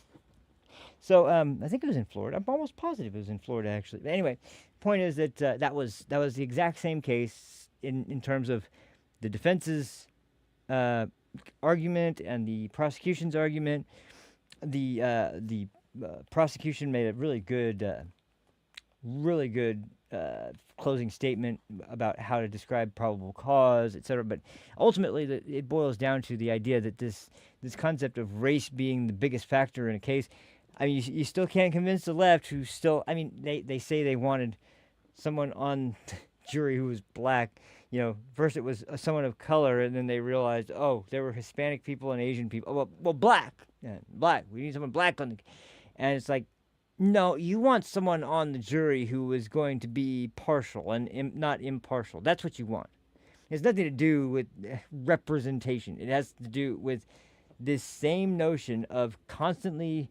this ideological purity by the left, to have somebody there that's going to just disrupt every process in favor of leftist ideology. It has nothing to do with fairness of the trial. It's bullshit. But anyway, so I'm not going to go into too much detail, but I will do one more clip on this before we move on to the last thing, because I thought this was pretty profound. This was on Devory Dorkin's show. I don't know if you've ever seen his channel, but he's got some pretty good stuff up. And lately he's been doing a lot of interviews with some pretty cool figures. The last one was with Gavin McInnes, of all people, actually. It was really good. But actually in this one, it's not an interview. It's a video of an interview with Jeff Metcalf. And I think this is really profound for the sake of the Metcalf family. And Devory does a great job of spotlighting this. So I'm just going to play it. It's really short. It's not very long. So I just want to kind of highlight, because in the face of all of these freaking activists still running around talking about how Carmelo Anthony is the real victim in this case, and he shouldn't have been convicted, Austin Metcalf's father, Jeff Metcalf. Well, I'll just let him say it because he can say it much better than I can. So here, let's pull this up.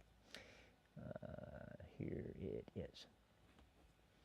And a shout out to Devori Darkins. Check out his channel. It's under the same name. My opinion is they are of low IQ, no moral compass whatsoever, blinded by race, and generally a nuisance to society. Jeff, you said you forgave. Talking about Carmelo the Anthony, people after he took your son's life. trying me to about start that. riots and what was going through your mind, your heart, your soul on that? Well, I've said this multiple times over in many interviews. Forgiveness is actually for me, so I don't carry the hate, the rage, the anger, because if you carry something like that inside you and you don't release it, it's like cancer. It's gonna. I just want to point something out. This man cool. lost his son to a senseless murder. Didn't need to happen, by the way. And his first act publicly was to forgive the perpetrator. Erica Kirk, same situation. Publicly, I forgive him. Why is it that white people can reach for forgiveness, but members of black culture who behave this way in this trial can't forgive? See, it's the lack of forgiveness that holds the culture back. Forgiveness of what, Devori? Forgiveness of what your ancestors went through. The forgiveness of what politicians did at one point in time, particularly Lyndon B. Johnson. And the forgiveness of yourself for how you have behaved through this process. I'm not too sure they're willing to do all of that. That would take a great deal of amount of humility, as they say. Absolutely. Eat you up from the inside out. It's going to consume you. And I'll be honest, look at these people. Are they consumed with, I mean, everyone has a right to protest. Don't get me wrong. Yeah. But realistically, let's look at the facts. Let's look at the case. They have the right for an appeal. I don't think it's going to go anywhere. No. This case was absolutely ironclad. not. And people don't understand, in the appeals, they're looking for procedural errors. They're not going to retry the case. They're not going to introduce new evidence. There's not any new testimony. That's probably or why new they facts keep that are arguing going that to come stupid out jury when they- makeup when they thing. review this case for appeal. And here's the other thing. They don't really need to. The jury went lenient on Carmelo Anthony based on the facts of the case. They only gave him 35 years. He's eligible for parole at year 17. Two things real quick.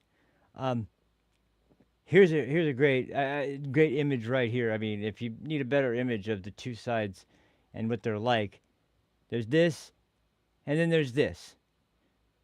Serious American concern, clown dancing like an idiot. I mean, it's a great representation, and I'm not talking about black people. I'm not talking about people who are completely protesting at all. I'm not talking about anything. I'm talking about people who are motivated to anger and commit violent action based on a court outcome that they don't like. That's basically what I'm talking about. I'm talking about people who are constantly internalizing everything in the black community, like it happened to them, because they've been taught their entire lives that the black community, we stick together. Well, first of all, no, you don't. That's why there's so much crime in the black community, because they terrorize other black people, and there's the bad eggs should be removed, and instead they're defended. But secondly, when it involves situations like this, and you're talking about what he's mentioning right there, absolutely, yes, you should, because when you look at the outcome of the case, you had people that were advocating for life. You had people that were advocating for the death penalty. You can say they're extreme positions, but, taking a life in first-degree murder, and I was unaware it was first-degree murder when the charge was prosecuted, but they were successful on the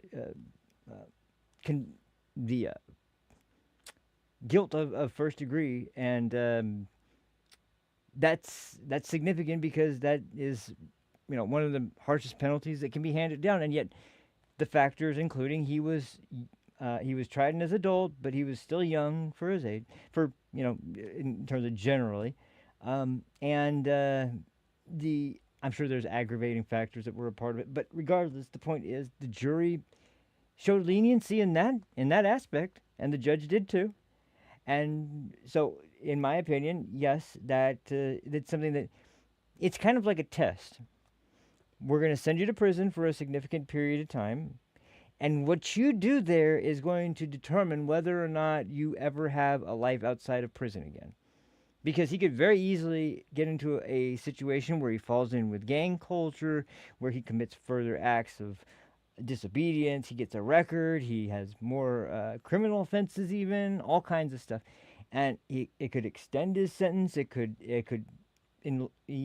make his sentence even longer where he would be eligible for parole, but they're not even going to consider him based on the things he's been doing. Like, this is going to be the time for reflection, and hopefully if he can learn from people who can explain the morality of right and wrong, unlike his parents seem to be able to do, who have no problem ripping off people for a bunch of stuff when they say it's for their son in his defense, and then, they blow all their money on new houses and new cars and all this other shit that has nothing to do with getting him out of prison. It doesn't seem like they're the best role models. It sure as hell doesn't seem like they're the best people to, and that's why I said earlier on that with Jeff Metcalf forgiving Carmelo, and if Carmelo was to reach out and apologize for taking his son and show remorse for it, I think that Jeff Metcalf could absolutely reach out and have some sort of a beneficial impact on his life that would really help him in whatever lay ahead for him. And because like Jeff said, it's to release him from the anguish of hatred that would build up over time. But watching this case unfold, it's been clear from the first time they started that first crowdfunding campaign that this family is just like, they are just using this because they know what's going on in the country, and they are trying to milk this for everything it's worth. They're not interested. They don't care about their son, which is sick as hell, but they don't care about their son at all. They care about getting some kind of payday out of this. It's absolutely despicable. And once again, the people who are showing more grace and more moral clarity and understanding are people like Jeff Metcalf and his family.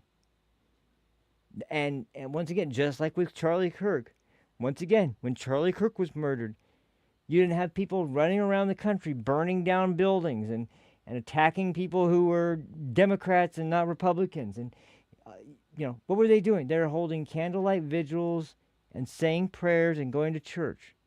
And what was going on the left? Well, they were running around knocking over and desecrating the monuments and blowing air horns at the prayer vigils. And it's like, what the fuck is wrong with you people?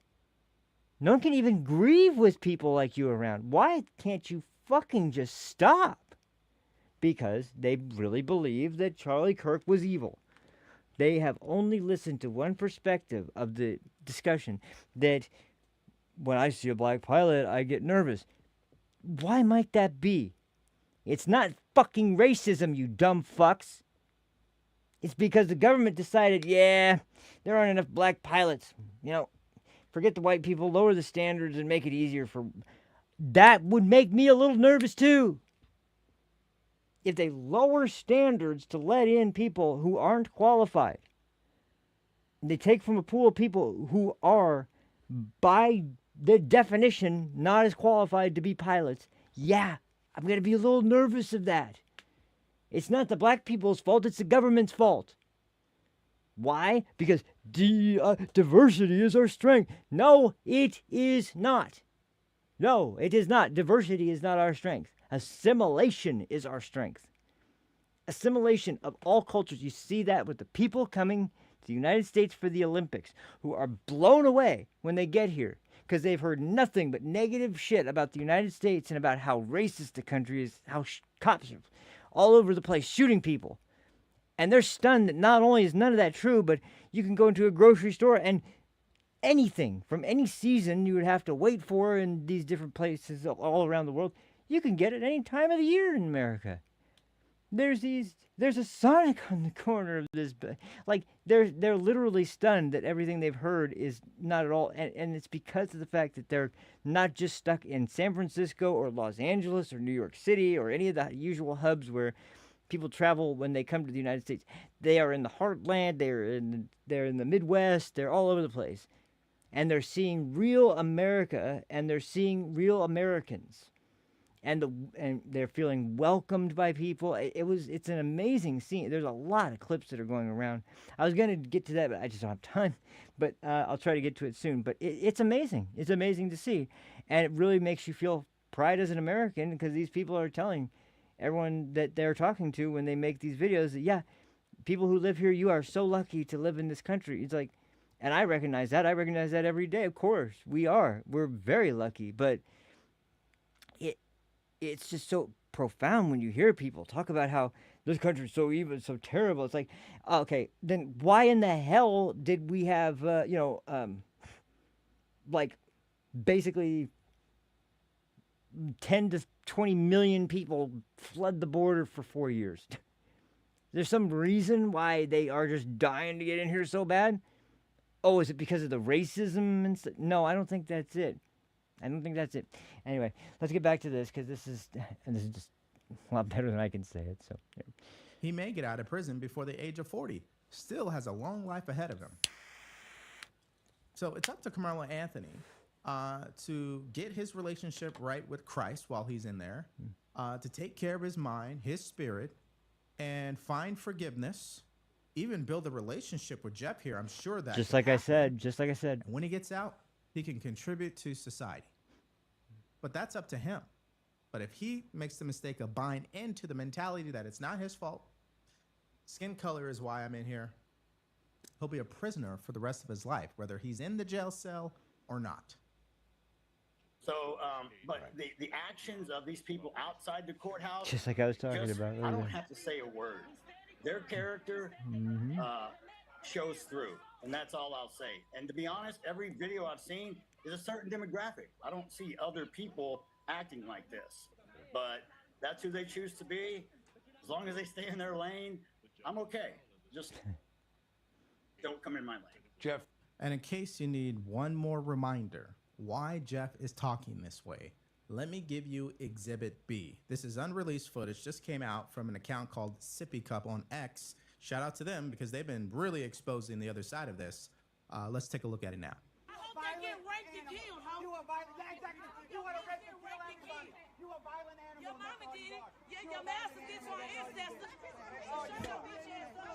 This is why I'm so grateful for my mother who adopted me. She never made it about race. I think that's the single biggest thing any parent could do to their child.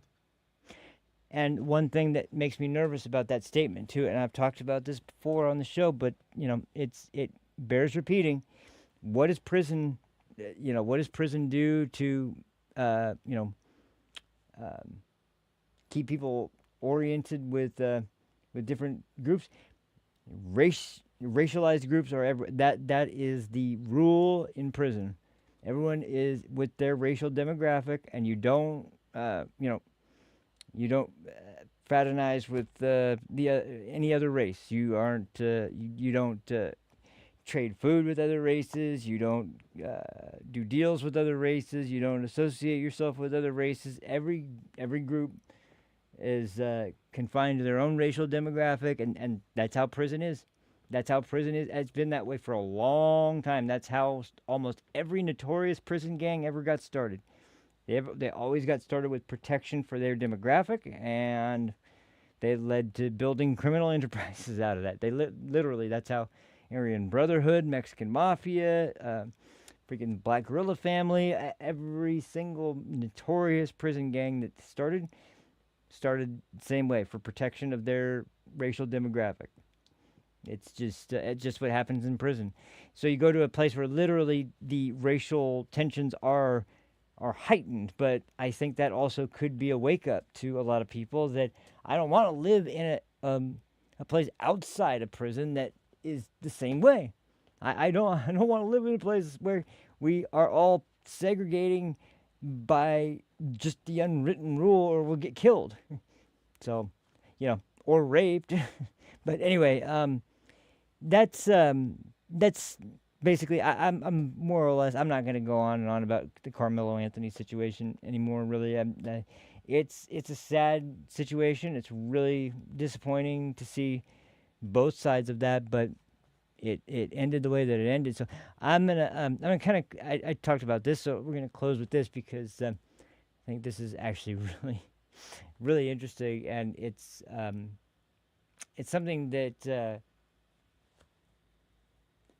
I have talked about doing for a couple of shows now, and I've tried to get to over and over again. I've never gotten to it. Where is the? Where's it? Jeez, where is the freaking? Oh yeah. So it's kind of related tangentially, but this is important. So once again, it's so crazy because I was watching.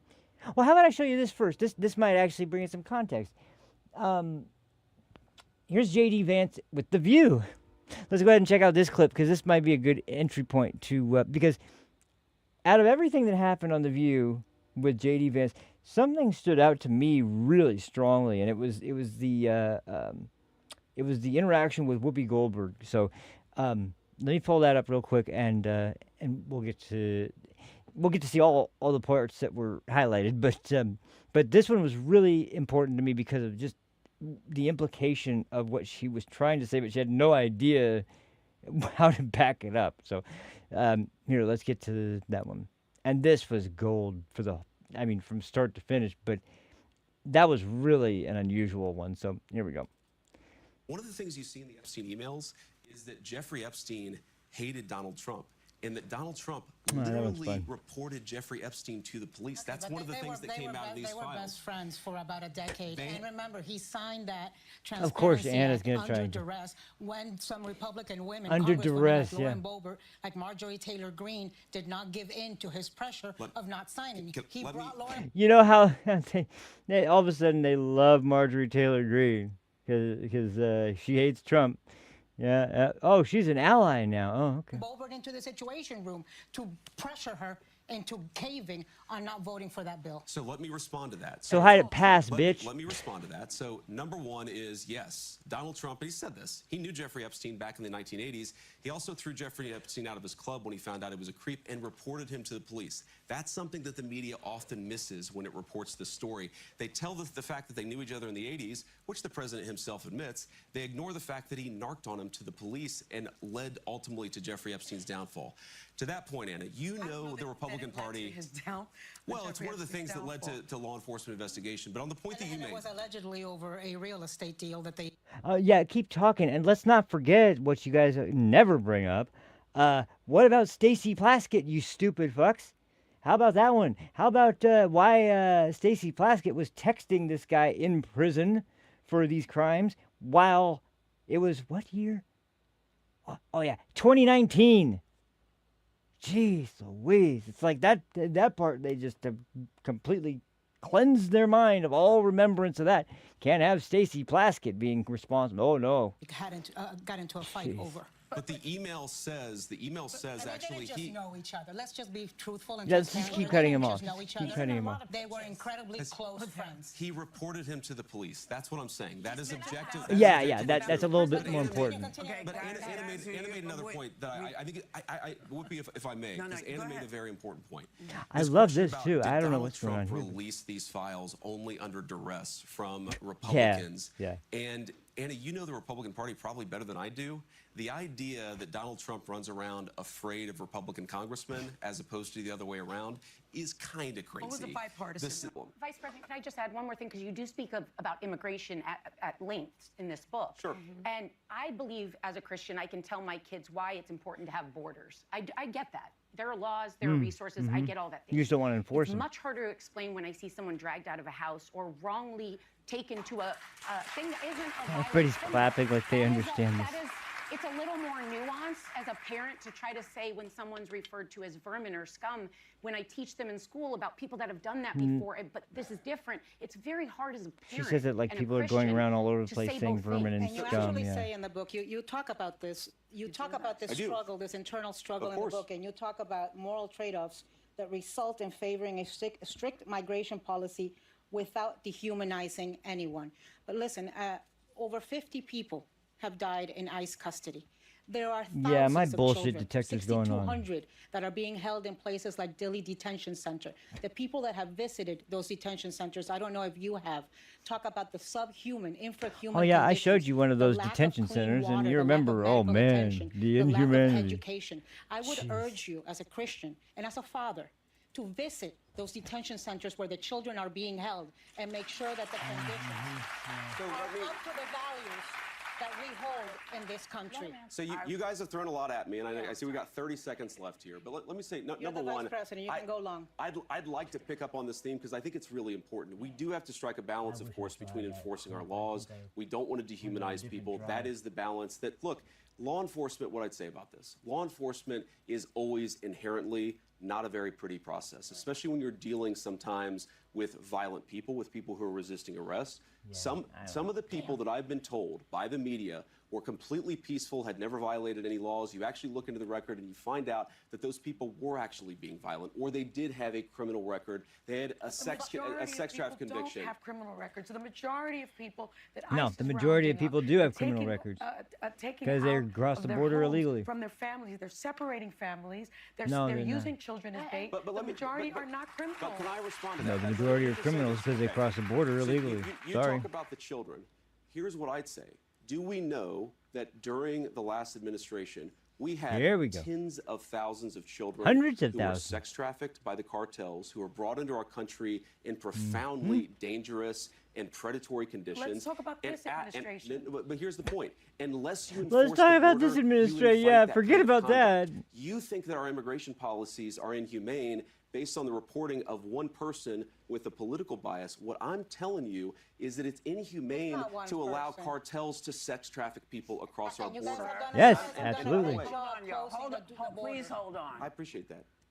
Hold We're going to on. get you back, Anna. We're coming. We're coming back. Look at with this more with the stuck-up Vice bitch. President, and I've got questions for Great. you. Thank you. When you see, Now here we you go. know, things, the Emmett Till stuff coming down, or them doing all kinds of removal of information. Oh man, this has a weird of black desync from the heroes. last show. I don't know How what do the you- hell happened How there. do you?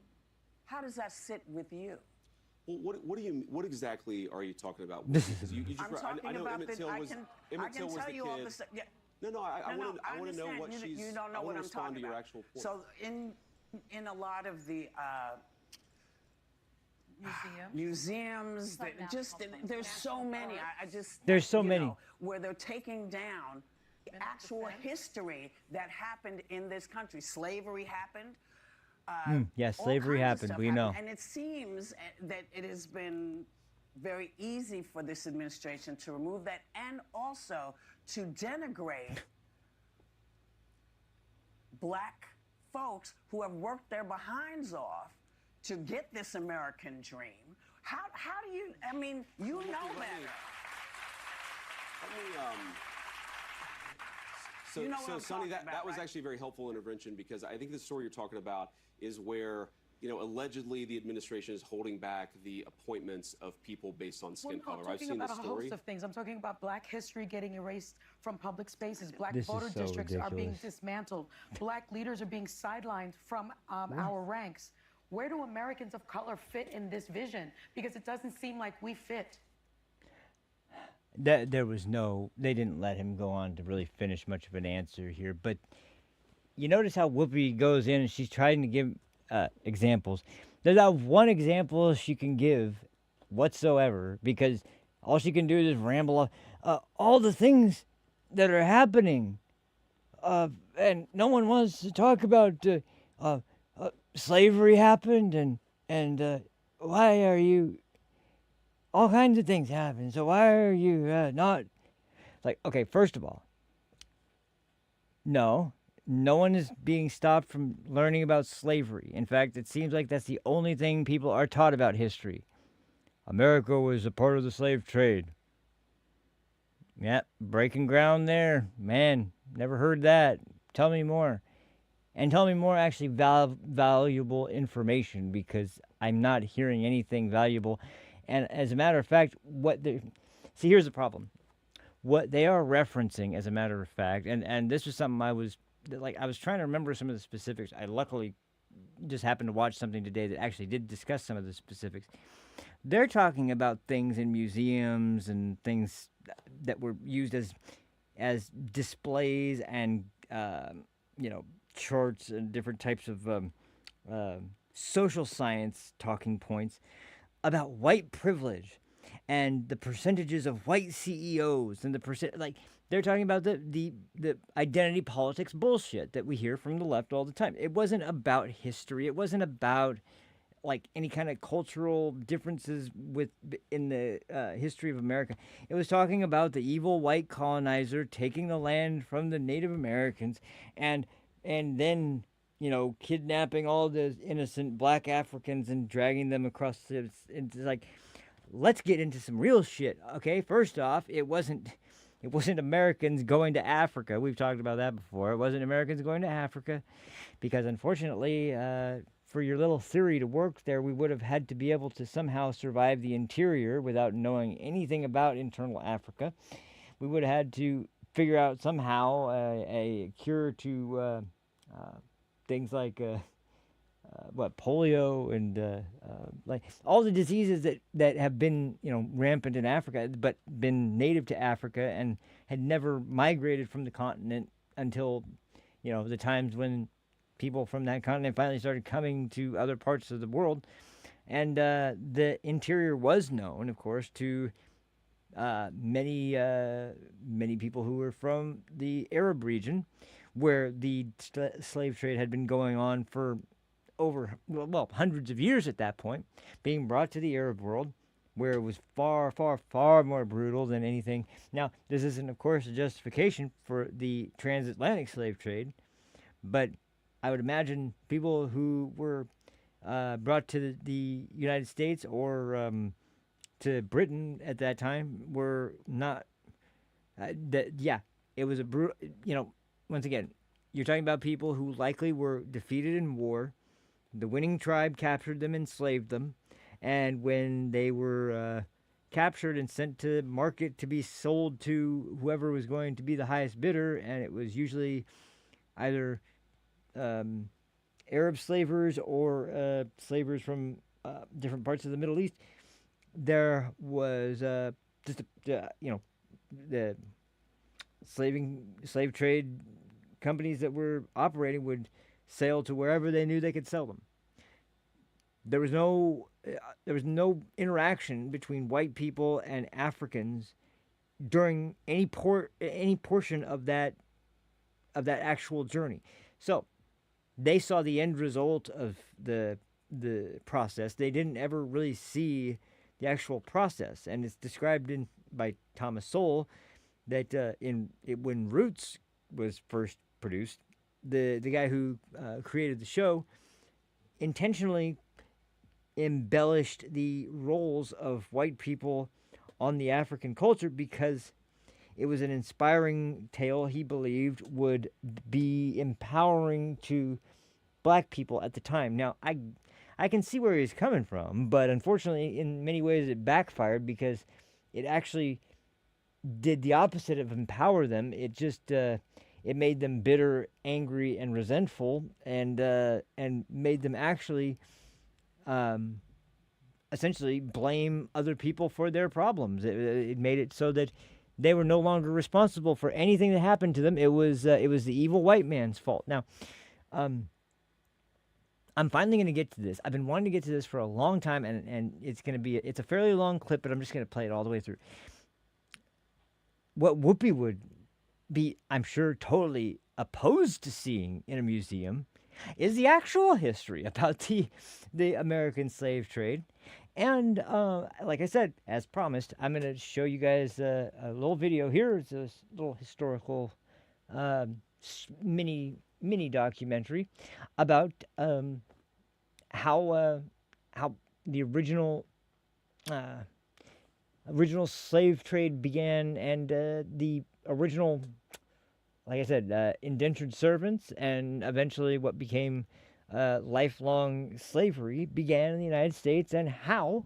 And get ready, strap yourselves in. This is one hell of a freaking story, but I guarantee you, just about everyone on the left, and especially what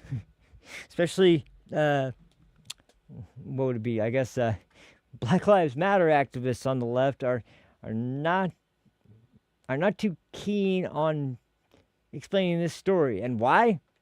Black Lives Matter was founded by a bunch of fat, black, radical lesbians. That's right. That's why.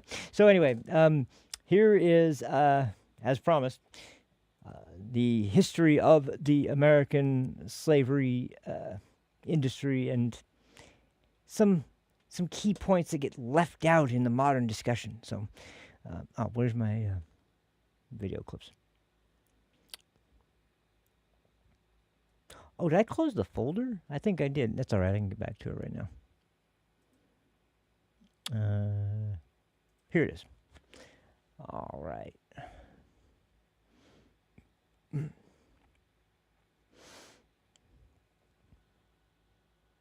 Man, this window is too small. Hold on, let me see. I've had this on here for a long time, and I've been waiting to use this, but now it's finally, here it is. All right, like I said, strap in. This is going to be interesting. Oh, wait, no, not that. Not this one. Not this. Wrong clip. Here. Okay, there we go. The vast majority of African Americans in the United States were enslaved, in all of the states, not just the South. Our first person of note is Anthony Johnson, who was born in Angola and captured by Portuguese slave traders, and he was given the name Antonio. Then his captors sold him into the Atlantic slave trade. He sailed to Virginia in 1621 aboard the ship James. The Virginia muster, or census, of 1624 lists his name as Antonio, not given, and he was recorded as a Negro in the notes column and indentured. Antonio, later Anthony, was bought by a colonist in Virginia, but treated as an indentured servant, which was not unusual, and Antonio worked for a merchant at the Virginia Company, and he became a Catholic. Johnson was sold as an indentured servant to a white planter named Bennett to work on his Virginia tobacco farm. Technically, he was not a slave, because the slave laws were not passed until 1661 in Virginia, so prior to that date, Africans were not officially considered to be slaves in that colony. According to the records kept by his benefactor and the existing documents, Anthony was nearly killed in the Indian Massacre of 1622 when the Powhatan Indians attacked colonists in the Tidewater region of Virginia. On Good Friday, they raided the settlement, including the Bennett farm, where Antonio worked, and killed 52 of the 57 men present. Antonio apparently fought back and was wounded and earned the esteem of his master. In 1623, a black woman named Mary arrived aboard the ship Margaret and John. She was brought to work on the same plantation as Antonio, where she was the only woman present. Antonio and Mary married and lived together for more than 40 years. Now, you're probably catching something already at this point, that this sounds kind of strange, right? Now, first of all, I will say that this is pre-Declaration of Independence, so this is still an American colony, as in still under the control of, the British, the nation of Britain, but British nation. But anyway, they are very much operating already outside of what you would imagine. He's brought here, they got married. Like, this doesn't seem like slavery as we have always seen it portrayed, where some some guy with a whip is standing behind them 24/7, cracking it, trying to get them to work harder. You know, this is a little bit different of a picture. And I'm not trying to say it's good, but I am saying that the image that comes to people's minds when you hear about the American slave trade and slavery in America, this is a little bit different of an image. It's about to get a whole hell of a lot crazier, though. So just keep that in mind. 1635, Antonio and Mary completed their indentured servitude, and Antonio changed his name to Anthony Johnson. He first entered the legal record as an unindentured free man when he purchased a calf in 1647. And that is a big one. In 1647, a free black man in the United States colonies, married to a black wife. I think he's about to buy her indentured servitude contract and free her. So I think that's about to happen, but we're just getting started. During this early period, free blacks enjoyed relative equality with whites, and about 20% of the free blacks in Virginia owned their own homes and property. In 1662, the Virginia colony passed a law that children in the colony were born with the social status of their mother. This meant that the children of slave women were born into slavery, even if their fathers were free, European, Christian, and white. Now, this that's was crazy, a reversal actually. of English common law, Yeah. which held that the children of English subjects took the status of their father. The Virginia colonial government expressed the opinion that since Africans were not Christians, common law could not and did not apply to them, even if they converted, as Anthony Johnson did. On July 24, 1651, Johnson acquired 250 acres of land under the existing headright system when he bought the contracts of 5 indentured servants, one being his son, Richard Johnson. Under the headright system, if a man were to bring indentured servants over to the colonies, and in this particular case Johnson brought 5 servants, he was owed 50 acres a head for servant. The land in question was located on the Great Naswata Creek, which flowed into the Punkateague River in Northampton County, Virginia. This was where Anthony Johnson operated his successful tobacco farm, and one of his indentured servants was John Cassor, who became one of the first men to be declared indentured for life, effectively a slave.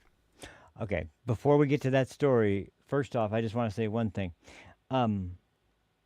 There's going to be a mirror here into the future as well, because after the American Civil War, there were many slaves that were allowed to flee back to Africa after they were freed, if that was what they wanted to do instead. Now, when that happened, a lot of them enslaved the African population that they went back to, because they had been taught the plantation sort of organizational system of manual labor and of business in that way. So immediately enslaved other Africans and started having them work. So it's not just in the United States that when freed, they would buy up the contracts of other blacks, Americans that were still in indentured servitude. But this story is going to be one that is one hell of a conclusion. So here we go.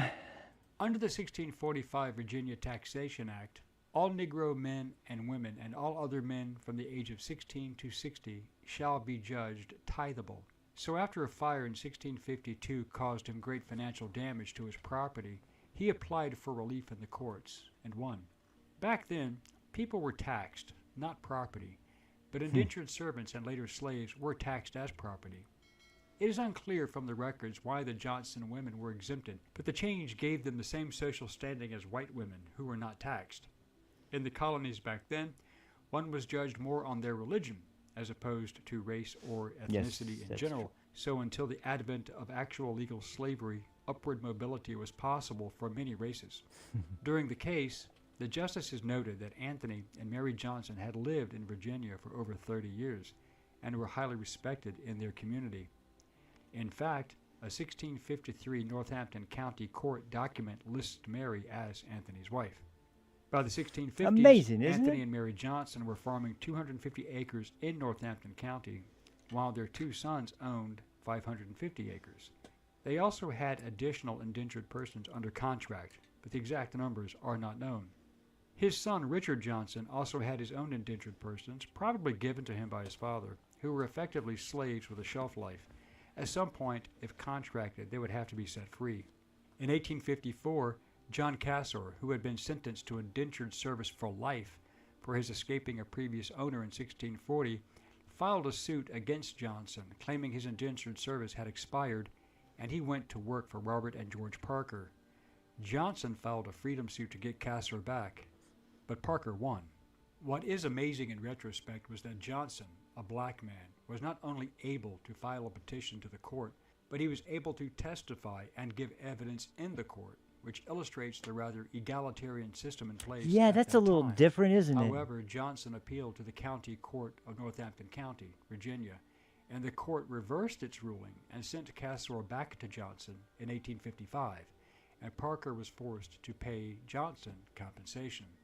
Then Cassor made history, as he was probably the first person who was declared slave for life in Virginia. That means that his black owner, Anthony Johnson, was probably the very first slave owner in all of the colonies, himself a black man.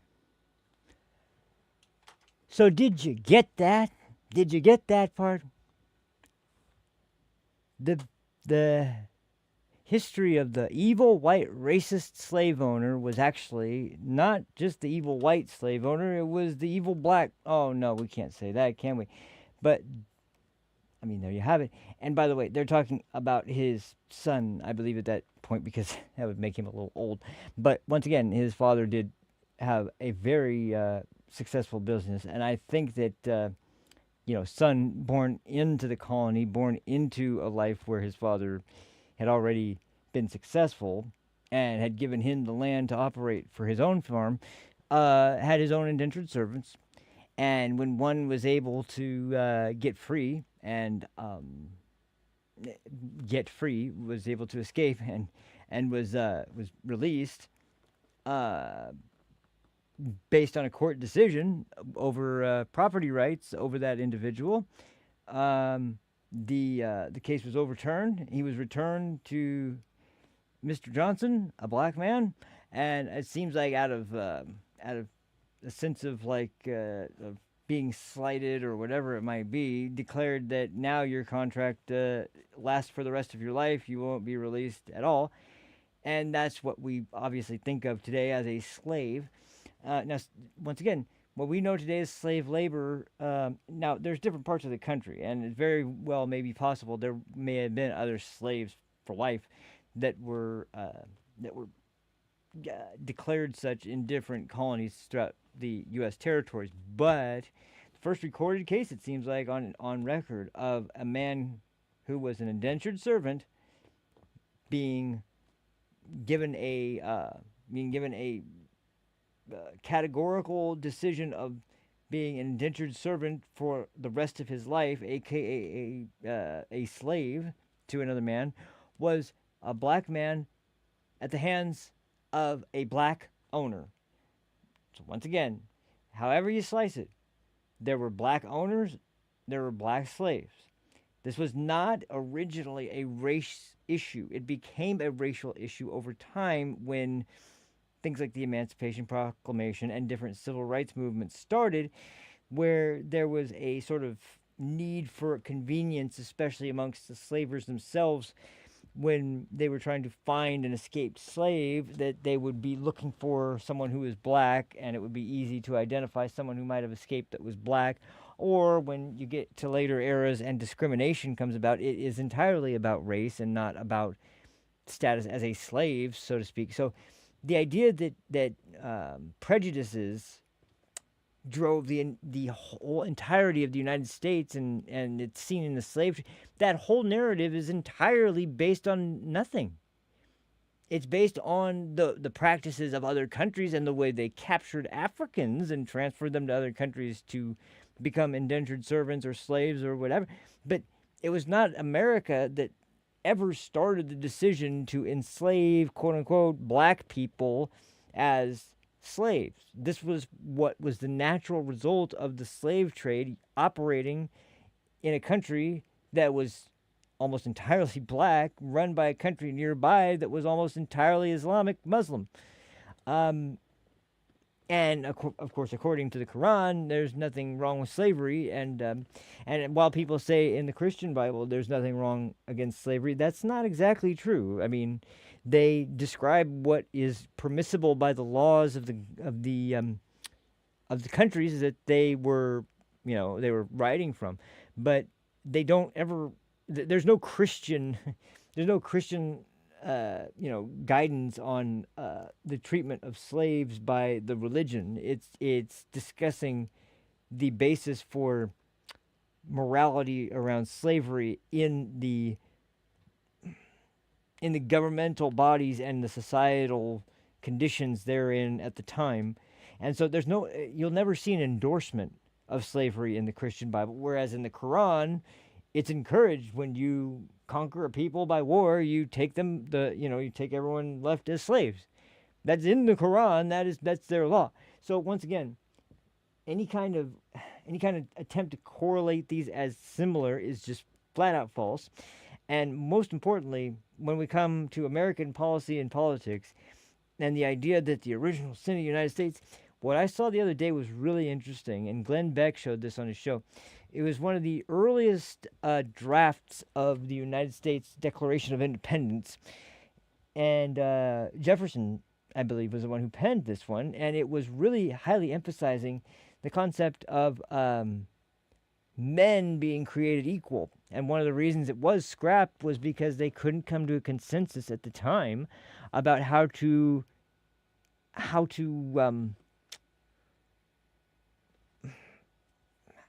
basically what to do about this paradox that, yes, we believe that, but if we abolish slavery with the Declaration, that's going to turn a lot of the colonies against us, and we can't fight against the British fucking Empire unless we have us all working together. So it was an acceptance of that for the greater good of freeing the colonies from the grip of England, so that, as they eventually hoped would happen, they would morally be able to make the case over time that this is an immoral practice. That's just like almost indisputable that was the intent behind the founders and the documents that they penned under the Declaration of Independence and the Constitution. They knew that it was an immoral practice, and yet they also knew at the same time they were going to have to work towards winning over people into the idea that this is immoral, this is not in line with our beliefs, and this must be abolished. And even by the time Lincoln did it, it was still so difficult that it caused the bloodiest war in our history. And yet it still succeeded. It was still accomplished, and at great cost to many American lives,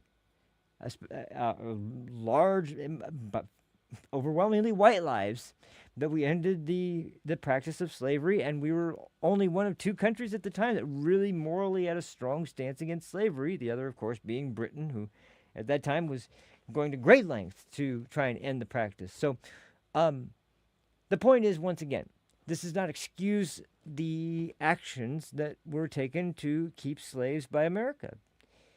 But this concept of unique evil by the United States and the United States Constitution, all the laws and all of the things that the United States colonists believed at the time, it's all bullshit. Like there was a very large segment of the population that thought it was immoral and thought it should be abolished. There was no climate in which it was going to be possible and for them to survive. And once again, I would love people to, I mean, BLM gets out to blowing up buildings and torching cities, and they're not even worried about getting arrested. These people weren't worried about getting arrested. They were worried about being captured, dragged back to England, being drawn and quartered, and then maybe having their fucking intestines pulled out, and then having all their body parts sent to other countries to be displayed for the transgression of defying English law. There's a little more at stake there. And so my point being that this whole narrative is all based on basically a way to convince people of the evils of America, the evils of capitalism, the evil capitalist society that gave rise to slavery. Capitalism came way after the practice of slavery. Slavery has been around since the beginning of mankind, and it's still practiced in many parts of the world where we see less than civilized, shall we say, communities, unfortunately. And that's just the unfortunate reality of it.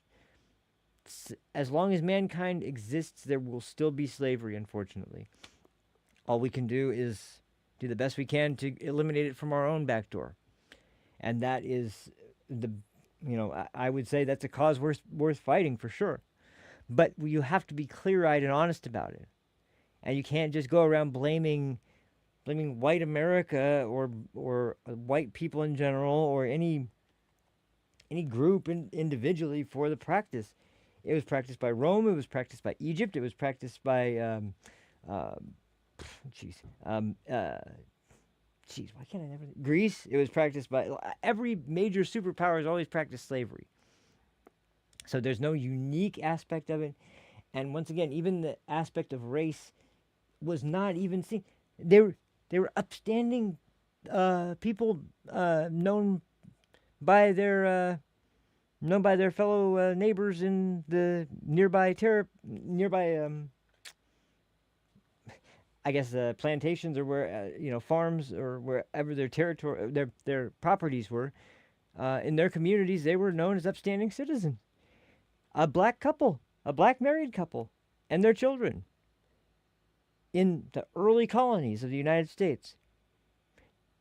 Where was the big push for them to be enslaved again and brought in chains back to work again? It's like there's no recognition. There's recognition, rightly so, for the evils of the slave industry and slave trade. And there's no recognition whatsoever that we ever did anything to abolish the horrific practice in this country because it was the right thing to do.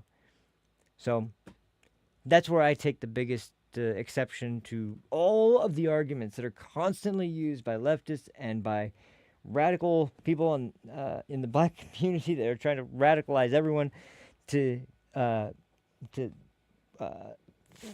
basically flagellate themselves and whip your back 20 times a day for the evils of slavery.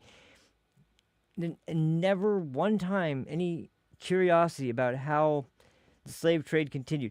Once again, look for Thomas Sowell videos on this subject. He's got a lot of very interesting information. He talks a lot about different situations similar to this one in the colonies where, freed black Africans went to buy the contracts of people who were their immediate family members that were owned by a different owner, and they would buy up their contracts and free them. And this is American history. That is real American history. And once again, that is the opportunity for black people that you wouldn't have found in almost, like, what countries around the world would you have found that in at that time? Not many. So, like I said, I've been sitting on that for a long time. I wanted to have a video where it would be appropriate to play that out. And Whoopi, having no examples whatsoever about all the terrible things that were done to hide the evils of American history and slavery and all the injustices against black people. Well, what are you talking about specifically? Well, just not talking about slavery. That's all it's ever fucking talked about. What do you mean? It's just they hear a story that's discussed in some stupid article in Washington Post about how a museum removes a monument to the evils of white privilege, and suddenly it's removing history from a museum about slavery. No, it's not. But anyway, that's my rant is over there. I'm done, and I'm done with the show. I think that's enough for tonight. I've been going on for a while, but this one was an interesting one to go over. But thank you guys so much for watching. Tomorrow's Saturday, and then Sunday. I might be on Sunday. I'll try to make it on. I actually finally covered with this episode all the last stuff I was trying to cover in the last couple episodes. So, but there's a lot going on, so I'm sure I'll have something to talk about soon. But tomorrow will definitely be probably time. By the way, I'm working on trying to, like I said in the last episode, I'm working on trying to figure out something to get this appointment figured out so I can have a clear diagnosis of what's going on. But I'll let you guys know if there's going to be a change based on any kind of interruption that comes up based on that. But if nothing goes on there, I will. I'll keep operating as much as I can.